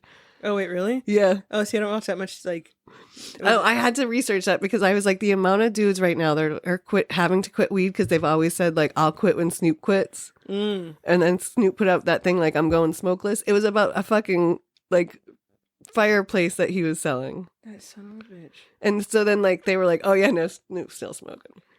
And then I was like, how many dudes' wives or girlfriends are like, well, you said you were going to quit now? Like, I feel like if you are smoking weed to the point where you are affecting your relationship, you have a problem. Yeah, because like weed's not addictive. So. It can be actually. What? Yes, there is scientific data to prove that it can. And certain people have, actually I was talking to a guy about this last night at the bar. His son has, I'm not going to remember the acronym about it, but it's something like TCS or whatever. It's something about like his cannabinoid system takes in too much of the cannabinoids from THC. Okay. And his system gets overwhelmed. And then he goes into, it's almost like having an allergic reaction. He'll projectile vomit out everything that's in his system for hours until he's like dry heaving because his system's trying to purge it all out. because it's overwhelmed. I've heard of that. And it's not like you don't have to smoke a ton for it. Like sometimes you can smoke for a couple months and you're fine, but then there's like one thing that overloads your system and then has a severe reaction. Okay. I've heard of people being allergic to weed, and I'm like, damn, sucks for you. But yeah, it's like being allergic to peanut butter. Like, you might as well just kill yourself. That's a joke. Don't do that. I'm just kidding. You hear about that? You can grow out of an allergy to peanut butter. My friend Liz has. Really? Yeah, my friend Liz. Hi, Liz. She's on the East Coast. Her husband has a great grow and dispensary up there. Oh, cool. And she makes. I went to visit her, and I actually talked to Ryan. He's one of my first podcast guests ever when I first started this. Oh, nice. And she made me this like Reese's peanut butter cup that's like infused with cold water hash. So she was so excited to give it to me, and I was like, "Wait, what? How do you make something that has peanut butter in it?" Oh, okay. And okay. she's like looking at me, and she just has a shit-eating grin, and she's like, "I've been waiting to tell you this since like," because like as kids, she was like, we could have peanut butter around her, but she couldn't touch it. Like she couldn't be too close to you. And all the time I'd be like eating a Reese's peanut butter cup in my weird little Reese's way. And I'd be like, I'm so sorry you can't enjoy this. After you just finish your soggy hot dog with ketchup on it, you go ahead and you eat the skirt of the Reese's Pieces first. And peel all the chocolate off. God. Like when they had those commercials on how do you eat your Reese's, like my family would be like, when are we putting this bitch on it? Because like, have you seen her eat these things? It takes her like 25 minutes. I have this weird thing. I'll tell you, I don't care who hears this. I have this weird thing. So I like to chug milk. I get that. But I can only chug milk with like sweets. So like I'll go buy like a 4-pack of Reese's and like stack them. I'll like take a bite and I'll like chew it a little bit, get the peanut butter, and I just chug like half a gallon of milk. Or I'll do it with cookies. Mm-hmm. And my girlfriend's like, why can't you just drink milk regularly? And I'm like, it's not as satisfying. It's the combination. Yeah. It's the, I get it. I can see that. I don't drink milk very often anymore. I stopped drinking milk, not intentionally, just never thought about it. Stopped drinking milk for like 3 years. Yeah. And then like my girlfriend like wanted to make cookies or something. And like I saw that half gallon in the fridge. And I started salivating. And I was like, you know what this needs? And she's like, oh my God, what? And I was like, Reese's Pieces. And she's just like, I get so many side eyes in my life from her. It just like, I feel so accomplished. Cause like maybe I should just like put a mic in my house and you can like just listen to our conversations. Cause you'd be like, you can hear it. You're like, that's a side eye. That's a fucking side eye. That's a side eye. Like, cause I really like smoking weed at home. Like I love smoking weed at home. It's my like safe place. I can just sit in my underwear. I have my cat, you know. We watch Bob's Burgers like incessantly. And like the fact that I've seen Bob's Burgers a million times allows me to make my own comedy routine to it. Oh, and yeah. she fucking loves it. And I just like, it's just so great. And like I know I'm high, so like half the time I won't remember the conversations, but like I have her like keeling over laughing just with my shitty commentary. Maybe some night we'll do like a high Bob's Burger watch-a-thon together. Would you like to? I would. All right, because like I know. So I do have to take a break. If we're gonna do this, I have to take a break because I am actually getting mad at the characters right now. I'm like when Linda is incessant on something, and I'm just like okay, there's an episode where like they go camping and Bob eats a raw trout, and they go to sit in this like little hot spring on the side of the river, and the fish is raw, so he ends up getting bubble guts. Oh. And he's like, oh, I gotta go find a stick. And he like gets out of the thing, and clearly like he's gonna diarrhea. And Linda's like, no, Bob, come on, come to mommy, Bobby. And he's like, he's not trying to say it, but he's like, I gotta shit. And I looked at Kate and I was like, if I tell you I gotta go somewhere and I'll be right back, and you pull me down, I was like, I will just let it go on you. I'm just gonna shit on your lap. Yeah. She's like, oh my God, I would never. But like the whole episode, the reason why the show is so good is because these weird scenarios, which is what makes any, you know, show good. Like even New Girl, even though I find New Girl very obnoxious, but the writing is good. But it's just like, if you thought about it in reality, it's like, it would just piss you off. Mm. It would just make you mad. Or like when like one of the kids does something to screw their parents over. Like when like it very obviously didn't need to happen. They're just being pricks about it. So like I need to take a break so I can get back to the fact that this is just a TV show for entertainment. Are you starting to like think you're part of the Bob's Burger family? I might be. All right. Well, I might be like the other mailman, not Mike the mailman, but like the other mailman that still frequents the burger spot. Hearing all these stories, like, why would you do that? Yeah, I need to take a break. But like, the thing is, we haven't found anything too interesting over the summer to like get into. Like, so there's From, which is a great thriller mystery. I don't know if you've heard of it. I haven't. It's so the show starts off with these family in a camper, and you can't really tell that there's animosity between the husband and the wife. It just seems like a family vacation. And they get to this road, and there's a log in the middle of the road, so they decide, okay, we can't go through, so we'll back up. They do a loop, and they end up at the log, so they go a different route and end up in this town. And the townspeople are like, oh, new people.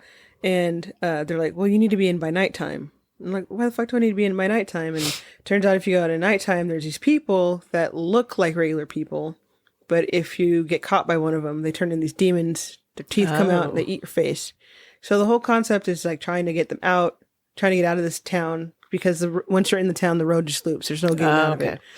And then eventually they find these different paths and stuff to try to get out. And then when you think everything is like done, then all of a sudden a brand new bus shows up. And on the bus, one of the characters on the bus ends up being the girlfriend of the woman who's been there for years. And she's like, how did you get here? And she's like, I thought you were dead. It's very interesting. I love it. All right. Yeah. It's on MGM, I think, or AMC. But like, you know the guy that played Mercutio in Romeo and Juliet 96? The black guy? Oh, yeah, yeah. Yeah, he's the main character. Okay. Fucking great actor. He's been in hella shit, but Yeah, like, he's kills super it. handsome, too. Yeah, very handsome. Yeah. He played a werewolf in something. Or a beast. I can't remember, but like, that show's fucking awesome. All right, I'll check it out. The other day I was at a picnic table and someone was like, oh my God, wait, do you guys know who Shamar Moore is? And I was like, and just my panties just instantly got wet. And I was like, yeah, we know who Shamar Moore is. He's from Oakland. And someone was like, oh, Matt's friends with him. And then they kept talking and we were looking at pictures of like when Matt knew him. And I was like, wait, can we get back to how Matt knows him? Yeah.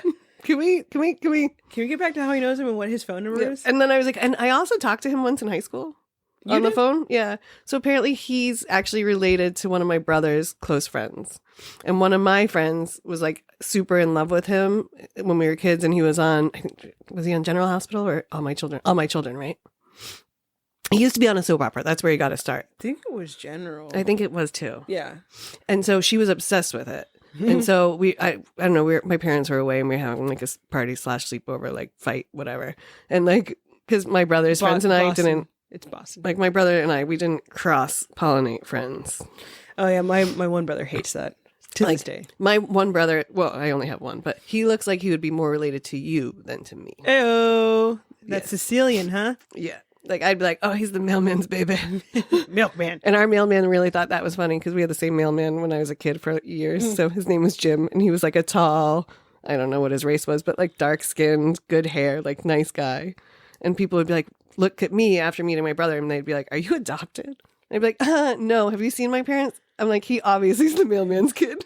Dude, I went to school with these two boys, man. One was blonde hair, blue eyed, and like somewhat tan, you know. And then his little brother was black hair, brown eyes, like my shade. But the thing is, they looked exactly the same. It was just like two different versions. And then you see his dad, dark Sicilian dude, and his mom just Mediterranean Italian. Yeah. And it's just funny how genes work that way. Like if you met my older siblings, you'd be like, maybe. Like my oldest brother, when I was a kid, I thought he was Mexican. Yeah. I mean, granted, he grew up in LA, I grew up in Oakland, but like, and he took on that culture, but like, he could pass. My sister, she's pretty light skinned. Her hair gets blonde in the summer. And then my other brother, is just like dark, like shadow dark. Wow. Yeah. And then I'm like, I don't know, mocha. Yeah. Like a nice caramel mocha. I would say caramel mocha. Which also was a nickname. They called me Caramel Bear. Oh. Mocha That's Bear. cute. Did you like it or hate it?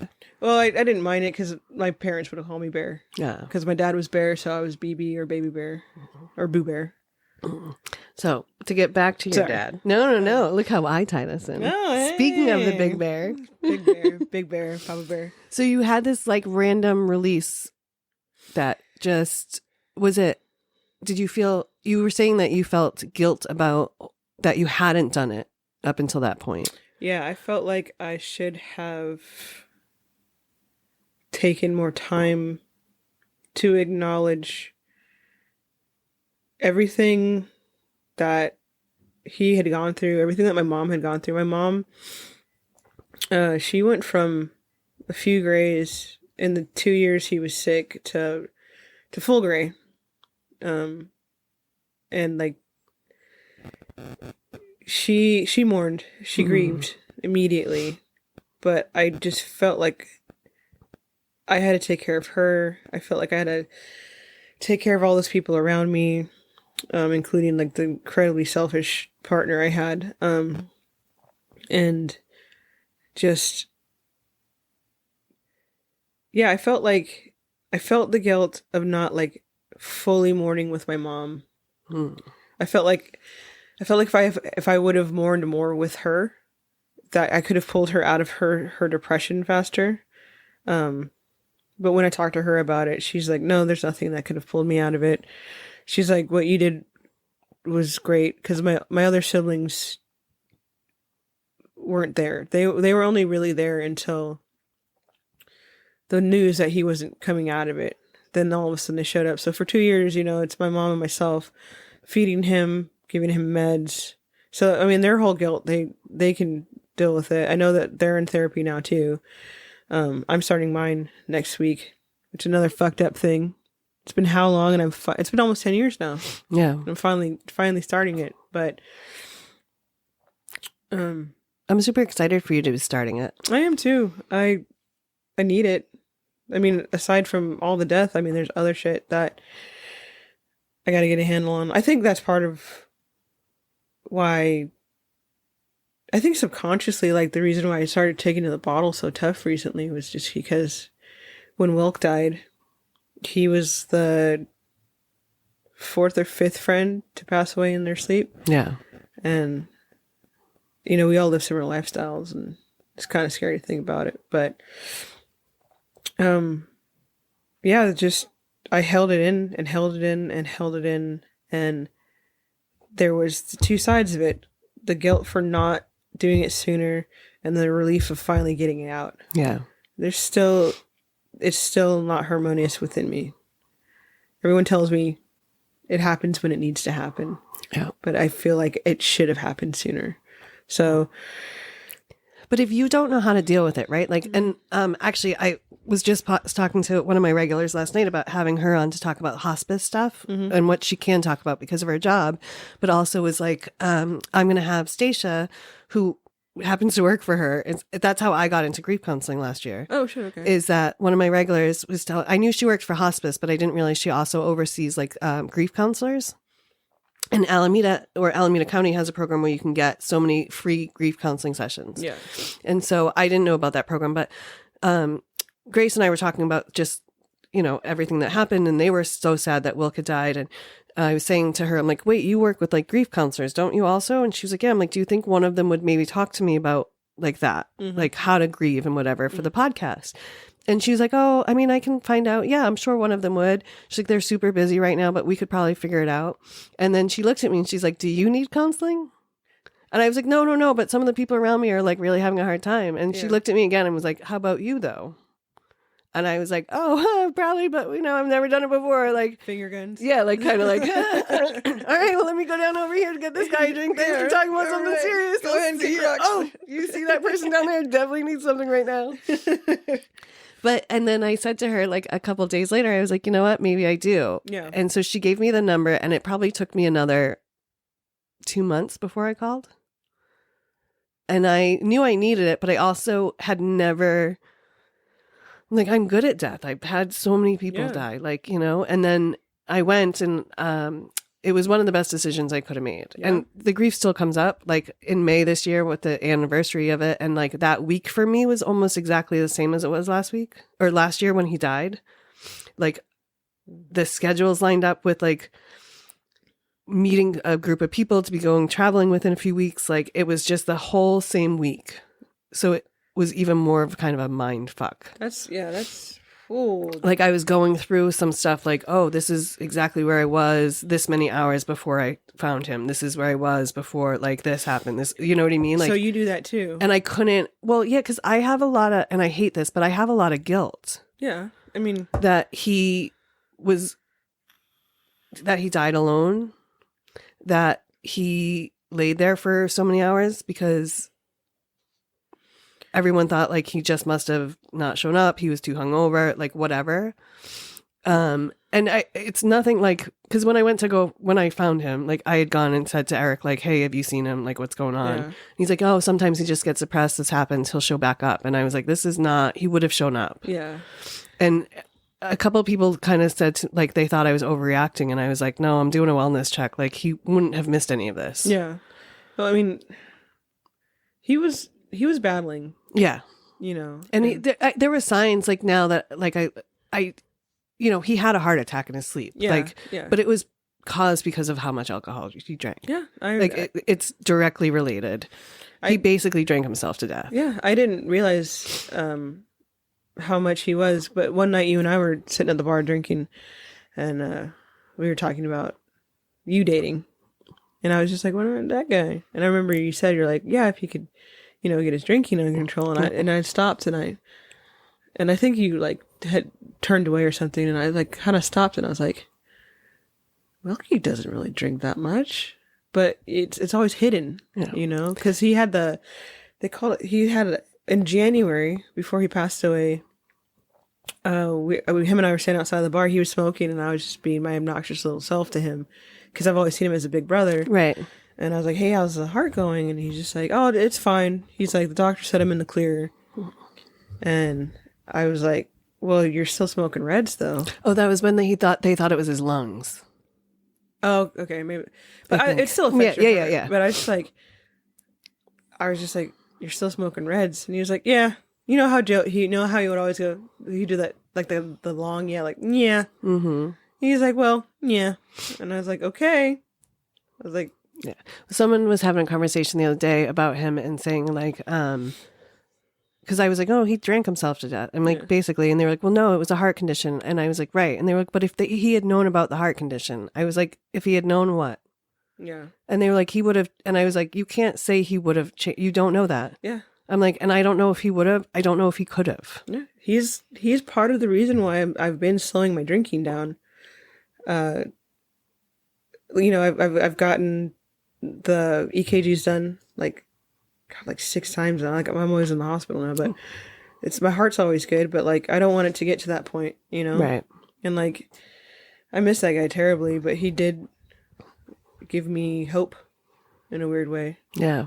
Like, I don't know if you know this, but I've known Wilkie since I was like 14, 15. And my brother Justin threw a party at our house, and this guy, like Bobby Rather, like cornered me on the top of our stairs. I was like trying to slip away, and eventually I did, but this guy was so drunk, and John, he hates it when I calm him down, but he came walking up towards our house, and I was sitting on the porch. He's like, what's wrong?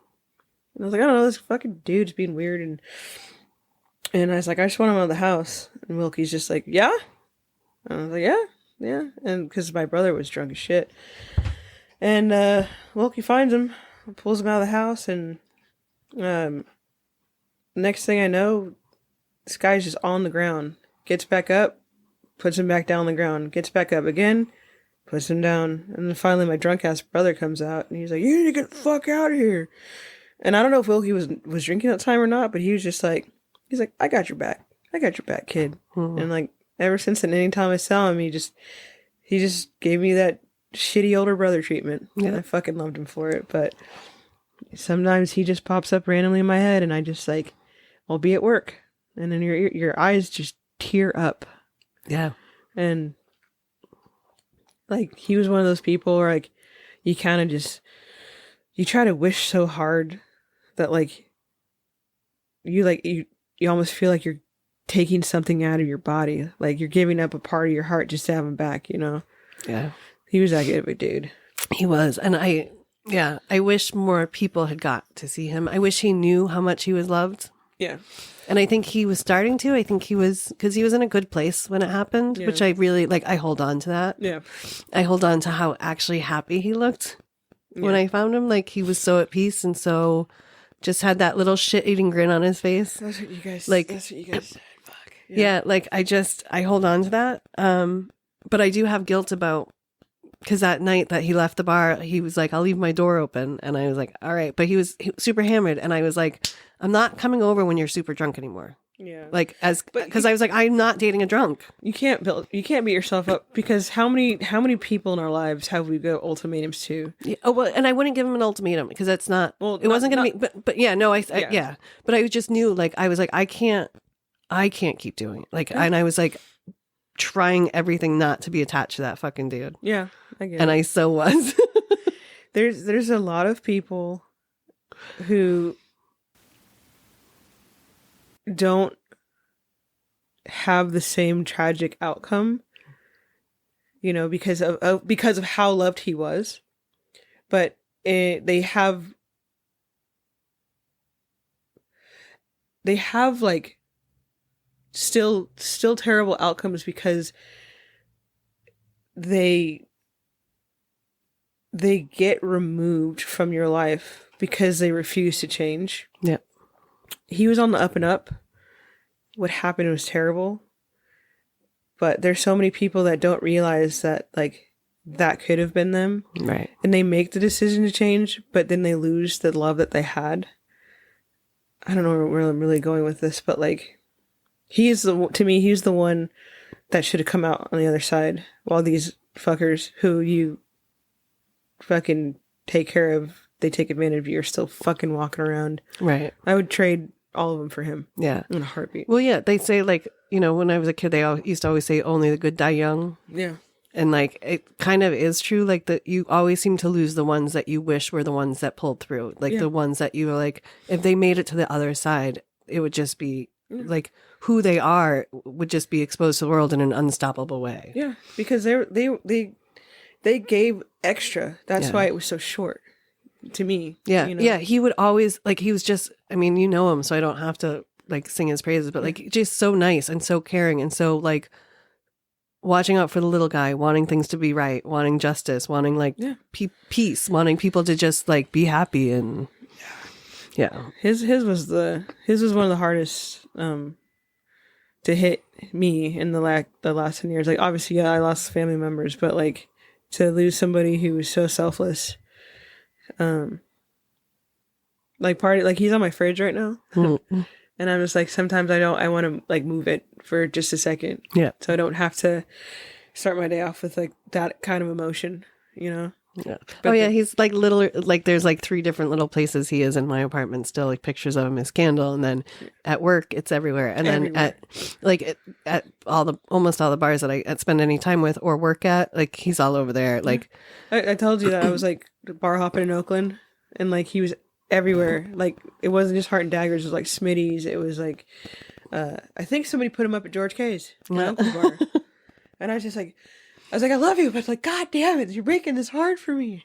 Yeah, like, there was at one point when I came back and after his funeral and stuff, and I was doing well. I was, you know, not doing great, but I was, you know, surviving. And then, like, there was one night where I was just like, he is fucking everywhere. Like, I can't even get away from him now. Like, every time I turn, like, I can catch him out of a corner of my eye on a sticker somewhere. Yeah. And I was like, it's almost like he's haunting me. Like, and he isn't, but, like, maybe shows up every once in a while to just be like, yeah, oh, it's okay, you're okay. Yeah, you're good. You're good. But, like, I was just like, it's almost too much. Yeah, exactly. And then I was like, you know what? It's never going to be too much. Yeah. I'm glad that it hurts. I'm glad that because that's the one thing with, like, the grief counseling that it'll be interesting to see if you find it, like, that being the hurt is okay. You just said that, and, like, my brain instantly was like, no, it's not. Like, right. I gotta figure that out. like I try to honor the hurt almost. Yeah. Like, yeah, because I don't want to forget him. You would never. Right. And I don't want to ever stop talking about him because I really believe in that like thing of like you die twice in your life. The day you die and the day someone stops talking about you. Yeah. And like, even when I was a kid, I remember the first time one of my aunts died, I would always talk about her and people would be really uncomfortable and mad. And then it was like, I stopped talking about her because their like reaction wasn't what I thought it would be. And it was because like, I grew up with a bunch of people that never knew how to deal with their grief either. So they just shoved it down and shoved things on top of it and didn't deal with it. And so like talking about it made you think about it. Thinking about it made you hurt. Hurting isn't what you're supposed to be doing. Yeah.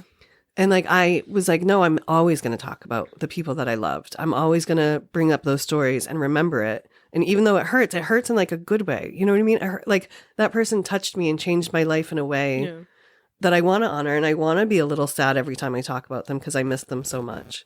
But it was like a shift in my thinking that had to happen first. I kind of do that with my dad a little bit. I haven't really... Maybe Wilkie's just too new for me. Yeah. But and like I said, I went through 6 months of therapy to probably get to this point, you know, like Stacia happened to be like, she was a good therapist for me to meet. Like we connected on like a level, and then having her kind of walk me through some of it and just basically telling me like, yeah, that's okay to feel like that. Like, it's okay to be sad. It's okay to take 5 minutes and cry that you miss him and then get back to your shit. But where does that stigma come from? You know, like, because like my parents told me it's okay, but why do I still feel like I couldn't? Because you get told that it's okay, but in this parameters only, right? Like, even like if you look at our grief, like when someone dies, like your bereavement at work. Okay. You know what I mean? You get like 3 days for a parent or a child. That's and like 1 for any other family member. Oh. So like, oh, okay. So I'm supposed to go and bury my parent or my kid on Thursday, and on Tuesday I'm supposed to be back at work like nothing happened. Capitalism. Or like, you know, someone dies on a Monday, you bury them on Wednesday. On Friday you might have to go back to work.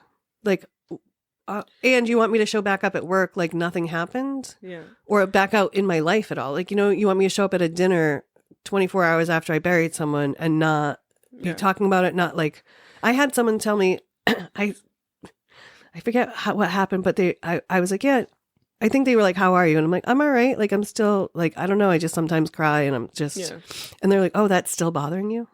Oh, that's, And I was like, you mean the fact that he's dead? Yeah, that's going to happen for the rest of my life. He's always going to be dead. Yeah.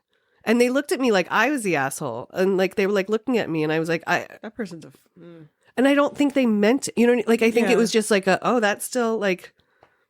It's nothing. It's like when you lose somebody that you love, like you don't get over it ever. You kind of get used to it. You know, like you want them to be there. You get used to the fact that you're not, but you don't get over the fact that they are gone. Right. I went to work 2 days after my dad died. I had the option to not go. I just didn't know what to do. Yeah. So I went to work. And then it was awkward for everybody there because they're like, how you dealing? I'm like, oh, my dad died.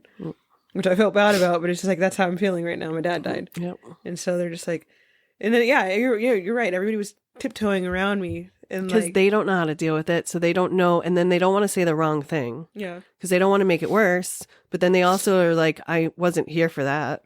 Yeah. I had so, you know, Dana and Jana. Mm-hmm. Jana's dating John, I think. Yeah. So I knew John back in the day when Scobies was still open. Okay. I don't know if you know Scobies. I've heard a lot about it. It's where the Alameda Comedy Club is now. Scabies.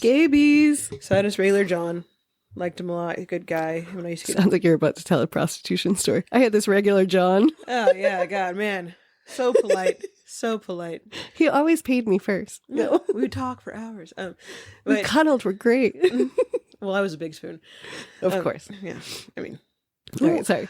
Like, just a side note. Being the little spoon is the greatest thing in the world. I'm sorry.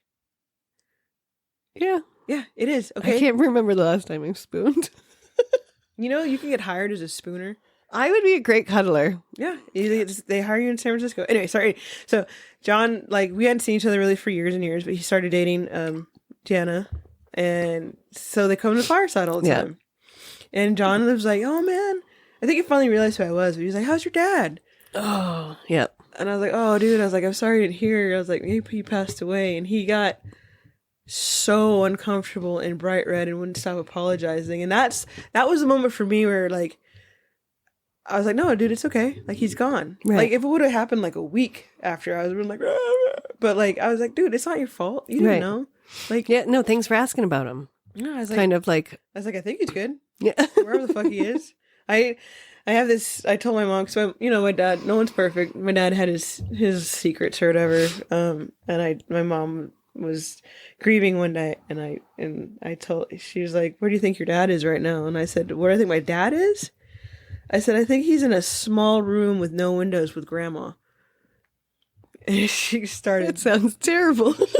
she started dying of laughter. Because my grandmother was a shit starter. And she was obnoxious. So my grandma was the youngest of 5. No. And I'm the youngest of 4. And towards the end of my grandma's life, when she didn't know what was going on. But she knew how to piss people off. So when my dad was in his hospital bed, she'd go over and start poking his face and stuff. And I'd have to come in and be like, Gam! And she's like, half deaf, half blind. She's like, what? Huh? Who is that? I'm like, it's my dad. Stop poking him. Ron? And she'd start poking him again. And I was like, and I told my mom, I was like, that's where he is right now. I was like, that's what he gets. Until you're ready to meet him again. She's like, you know what? I like that. She's like, I hope it's just as small as humanly possible. And I think I added, I was like, yeah, and I was like, his ex-wife's on the outside banging in. Ooh. And she like, it made her laugh, Yeah. My dad was a good guy, but he's as good as most men can be. Yeah. I think like all of us have that, right? Like we try not to, but some of us give into it more than others. Like I have an uncle who I met one of his kids when we were in our 30s. Mm-hmm. Like I knew she existed. She knew we existed, mm-hmm. but he was a terrible guy. Yeah. He was a terrible husband and father. He was a good guy.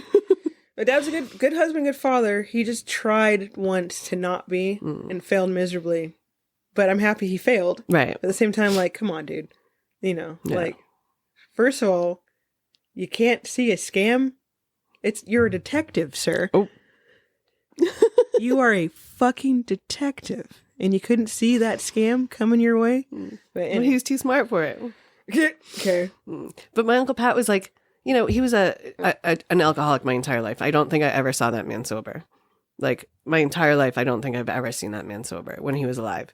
And so I met his daughter when we were older. And so she would often ask me questions about like him, and not in just in a what was he like kind of way. Like she didn't really know him. She'd met him a few times. Yeah. And she knew he was drunk. She knew it was better that they weren't. Yeah. And I said to her one night, I said, I will tell you all the stories about him. I said, but they're all going to come from a place of like love and laughter and like told through like a kind of adoring lens. Mm-hmm. I said, but they're funny to me because he's not my dad. Yeah. And she was like, yeah, but he wasn't my dad either. Oh. And I was like, okay, as long as we're on that page. And she's awesome. like, yeah, she's like, he is the reason I'm here, but he wasn't my dad. He's not my dad. Yeah. And I was just like, okay, as long as we're like, we have that established, like, I understand like what happened with, fucking awesome. And then we like I would tell her these stories and she would we would be laughing and in tears. We were laughing so hard. And she's like, I can't believe this stuff happened. I'm like, oh yeah. Like he stole my dad's car once. Like, I mean, he just was like a wild child. Like he went AWOL from the military so many times, I think they stopped looking for him.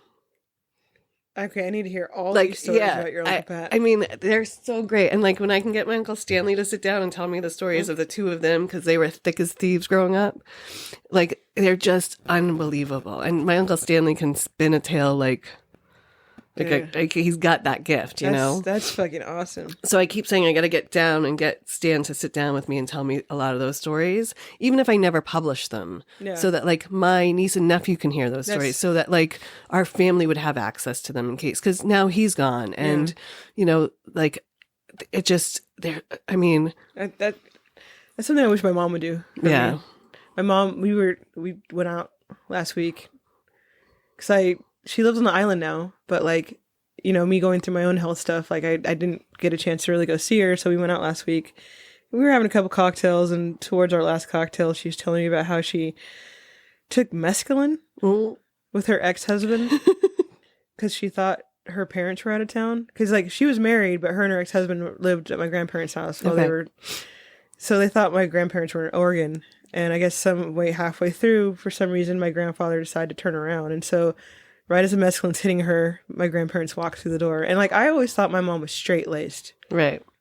You know, like I knew that she was married to a drug dealer, but the way that they talked about drugs in my household was like no, no, no, no, no. Like my dad was a cop, but like no, my mom was like started just telling me all these stories how she like, you know, sometimes just go out and do some cocaine, or sometimes just you know just pop some mushrooms here. I'm like, so now I'm telling her my stories, Right. and she is looking mortified, but also like she can't stop laughing. So it helped me connect with her on a whole new level, but I'm just like, I still can't get over the fact that my mom did fucking mescaline. Yeah, it's so funny. Like when you realize your parent, it's like a wild thing when you realize your parents are people. Yeah, no. Mm-mm. Like, wait, Not hold on, doing what? it. No. But then when you get to like a certain age and you get to be friends with your parents, if you're lucky enough, you know what I mean? Like where you kind of get to know some of their stories and like you get to kind of tell them some of the stuff you've done and like you kind of have that like weird, I shouldn't tell you this, but I kind of am going to, like, and I still feel like you might ground me. Yeah, exactly. My brother Justin, he's older than me. We went out to Smitty's with him and my mom, and this motherfucker was not holding back. He was like telling like hookup stories. Oh God. And like ecstasy stories, and I'm like sitting here like sipping on my fucking whiskey, just like I'm not his mom, I'm his sister. I'm just mortified. You're like, don't tell my mom this. And my mom's like, oh. Wait, do you know that she's also your mom? And my mom's just like, martini. Just like taking it all in. But I mean, my oldest brother, he was a troubled guy. Like he got arrested a bunch of times. My dad had to go bail him out. Justice system. Like it was never him directly, the one doing it. It was like the friends he was with would fuck something up and they'd all get taken in. Oh. Like to this day, I don't understand why anybody thinks it's okay that they'll get away with pointing a laser at a fucking airplane. Yeah. Exactly. So my brother and his group of friends did this in the 90s, but like you still see stories about it. And it's like, if they had the technology then, it's definitely much better now. Right now, they probably just take a snapshot of your face. Yeah. What street you're on, you get the street signs. Yeah. But yeah, so he got that. He got public fighting. He got public intoxication. And maybe it's because he lived in a more metropolitan area, because I got all those things too, but mine was like, do you want to go to jail or you want to call your dad? Well, your dad was his dad was a cop. Most of the time I said, please take me to jail. Yeah. But no, he'd come.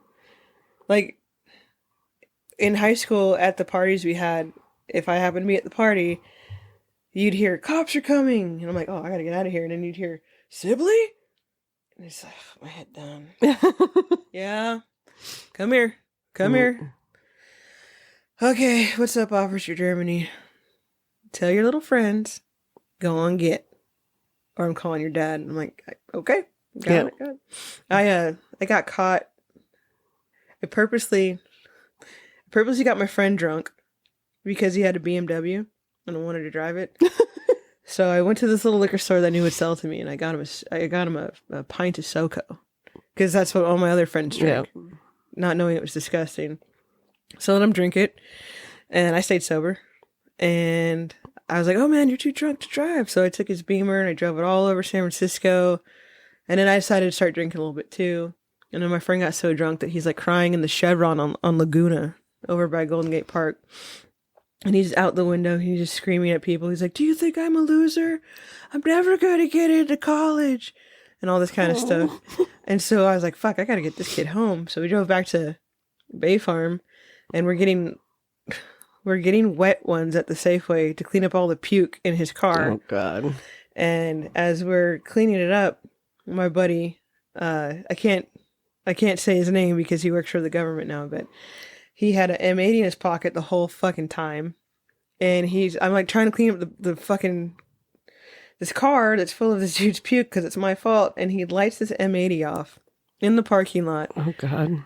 And God, within like 15 seconds, Bay Farm security's there, cops are there. We're all in handcuffs. And they're like, all right, I'm going to call your dad. And I'm like, fuck. And then my friend is freaking out because his dad is also like a high government official. So now he's crying his eyes out. And I'm just like, just get it over with. Like, let's do the whole dance. And so my dad grounds me. And like a day later, I'm on AIM. Remember that shit? Mm-hmm. And I like yelled up the stairs and I was like, hey, so-and-so's not grounded. And my dad's like, all right, you're not grounded. He's like, I didn't even really care that much. And I was out, I'm running the streets again. But yeah. Man, I got stories for you. I got a lot of stories for you. They're all kind of flooding back to me right now. Yeah, it's funny how when you start to do something like this and you're starting to talk about like one little thing, like the universe that opens up about it and like the floodgates of memories. Like sitting here just like talking about that one, like all of my Uncle Pat stories are like flowing through my head and just like we should sit down and do it. I think we should. Maybe that'll be our next episode. Yeah, maybe we'll get snacks, maybe hot dogs. I don't think you and I should ever eat hot dogs together. I don't care if we're at a baseball game or like a cookout. I think if you like have the random like I need a hot dog and I'm in the same room as you, like either dismiss me or excuse yourself. Because I think that I'll be so offended by my hot dog choices. Don't make sense. Now this is gonna have to be a thing on the socials where we have people weigh in on their favorite hot dogs and like the comments hopefully will be filled with. It's not even, you can't even argue like umami, like the sweetness of the fucking ketchup to the saltiness of the hot dog. It's just like, it's just tomato sugar. It don't make sense. Like, it's delicious. I can understand it with French fries, okay? Mm-hmm. There's something about the starchiness and the saltiness. It matches the sweetness. But like, okay, hold on a second. I was going to say, I feel like I'm going to... Would you might know your question. Would you put ketchup on a steak? I have put ketchup on a steak many, many times in my life. Usually when the steak is shittily cooked, because I'm not an A1 fan, I will use ketchup instead of A1. The sauce of the Civil War? You're not an A1 fan? I am not. Okay, well, I'm a big fan of the Civil War. Glad the North won. But other than that, A1 can go. They created a whole sauce for it. That shit was invented in what, like 1883 or something? Am I getting my history wrong? I don't know. I probably need another shot. Anyway, if you have a shittily... Okay, what is a shittily cooked steak to you? It's not seasoned? Yeah, like unseasoned, overcooked, like... I feel like there's so many more options than just ketchup for a badly cooked steak. That's not A1. Horseradish, perhaps? That would fall into the white goopy category that we talked about earlier. But it's cream. It's not mayonnaise. Oh, I also don't eat sour cream. You must fail in Mexican restaurants. You know, when I go into like mi burrito, guy is always like, oh, quesadilla, no crema. As I walk in, he's screaming. I'm like, that's me, no crema. Get a crema. Maybe I should get that. Oh. Damn, I was like, maybe I should get that for dinner. Wait, what time do you start? Yeah, we're going to have to wrap this up so I can go open the bar. Okay, well, I'm going to tell you right now. Well, then I'll have a shot with you at the bar. Oh, yeah. Just add a little Worcestershire sauce to it. You know? You don't have to. I do enjoy Worcestershire. Oh, well, you say it the right way, and I say it the wrong way. You just add a little bit of that because it's a tenderizer. So if it's overcooked, I mean, yeah, it's already cooked steak, but I mean, it can still break down something. But do you know how good Worcestershire and ketchup are together? Fuck your mouth. I'm so sorry, but like, you're just like, you're hurting my feelings. I'm sorry. My palate doesn't give a fuck about your feelings. I don't think your palate gives a fuck, lady. I just love you. God damn. I like what I like. Like when people make fun of me for drinking Jägermeister still. Make fun of me. I don't give a shit. So Jägermeister, I don't make fun of you. No, you don't, but. Jägermeister is Pepto-Bismol. So it's one of the reasons why I drink it is because I will do intermittent fasting a lot, and it's one of the only things that never upsets my stomach. Or if my stomach's upset, it settles it. Well, see, I didn't know that you could get drunk off Jaeger because when we were kids, you got a spoonful of that when you had a stomach ache. Oh, because you're German. We got whiskey as a kid. That would have been better. On my gums, in my in my tea sometimes. That probably would actually made me a worse person right now if we got whiskey instead of Jaeger. But you probably wouldn't like whiskey as much now. Because I'm not a whiskey fan. I'm not a brown water fan. I love whiskey. I know. Like, my brother is a huge whiskey person. Like, if I'm going to buy him a gift, I'll find him a nice bottle of whiskey to give him. I am not a whiskey person. I will shoot it every once in a while, and I'll have it sometimes, but I will not. Yeah, you know what I realized? You never shoot it with me. I don't. I almost always shoot Jaeger because I also know how much of it I can drink. Yeah. Like, tequila will make me fighty or naked. So, like, I have to be careful with that. It like, should be both. Vodka sometimes, most of the time vodka's fine, but like, vodka can make me a little teary-eyed and emotional. And like, so I've been doing this long enough that I know where my weak spots are. So That's I just fair. avoid them, especially when I'm at work. Like, Yeah. if I'm going to be drinking at work, I want to know I have the control over the drink and the drink doesn't have control over me. That's fair. I like that. Yeah. Well, you know, I don't really drink at work anymore. I used to never drink at work. When I first moved here, I never drank behind the bar because I didn't drink it behind the bar for years when I worked in New York. See, I was so excited to become a bartender because, you know, like I said earlier, I love drinking. So I took it as I get to drink and get paid for it. Yep. But now that I'm older, I'm like, no, this is like, nah, fuck that. We're gonna handle our shit. We're gonna handle our customers. We're gonna go home. And on top of that, like, I'm probably gonna come home a little tipsy tonight. But like, I don't like to be the chatty one when I get home. Especially if she's already been decompressing and like, and this happened, and this happened, and this happened. And She's like kind of chill and relaxed, and you come in, you're like, just like pushes my head into the wall. She's like, yes, babe, yes. Although she pushes your head somewhere else. Okay, you want to keep doing that? Come put your lips moving here. let me muffle that. Let me muffle that conversation. Let me muffle that with my muff. But yeah, no, yeah. I when I lived in New York, I bartended at a bar that like we didn't have cabs. So like one of the first times I ever worked there. Didn't have cabs? No. So because it was such a small town that I lived in. Oh. We had one stoplight, 2 prisons, nothing else. I'm sorry. What yeah, now? Yeah. I lived in like the Hudson Valley area of New York for almost 10 years. Why should we move here? Oh, babe, they've got two prisons, Two. and just one Yeah, stoplight. we were on Law and Order a lot. Really? Yeah, because they would drive up to the prison to like interview someone. It would be like Coxsackie Correctional or Greene County. You know Stevie was on Law and Order, right? I I don't think I did. It was he was on a crime show. I know he was on Ed TV. I did not know that. Yeah, he's on Ed TV. He did another movie with Ron Howard, I think. He's directed by Ron Howard in a movie. Mm-hmm. I don't remember. I'm what gonna movie have to that is. ask him, but I know that he was on Law and Order, or he was on some cable TV show, crime show. Oh, we'll definitely have to ask him which one it is. Yeah, he played like you see him walking as like a chain gang guy. It's great. Ooh. All right. Well, let's wrap this up. Well, yeah, we'll definitely do this again. Yeah, Maybe let's not hot dogs, but snacks. I'll bring the snacks. All right. I have a lot of snacks to do. I'll order some more, All right. and then we'll have a rating, and I'll do a little bit of see if I can get some background on some snacks. I'll try to do like less commercial ones first, All right. if that works for you, and then Yeah.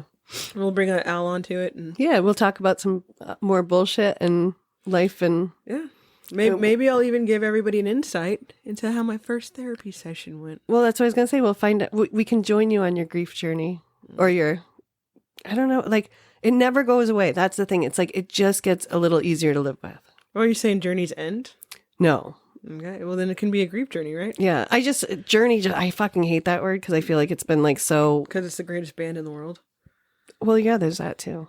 Yeah. Don't ever shit on Journey. No. I'm I saying think that's that- where we end. I am saying that as a black. Don't ever shit on Journey. I'm saying it as a white. Don't ever shit on Journey. Exactly. All right, y'all. Holly and I'm going to wrap it up and I'm going to go to work. And I hope you all find your joy and thank you for joining us. And thank you, Holly. Of course. Thank you for having me. We love you. Love you.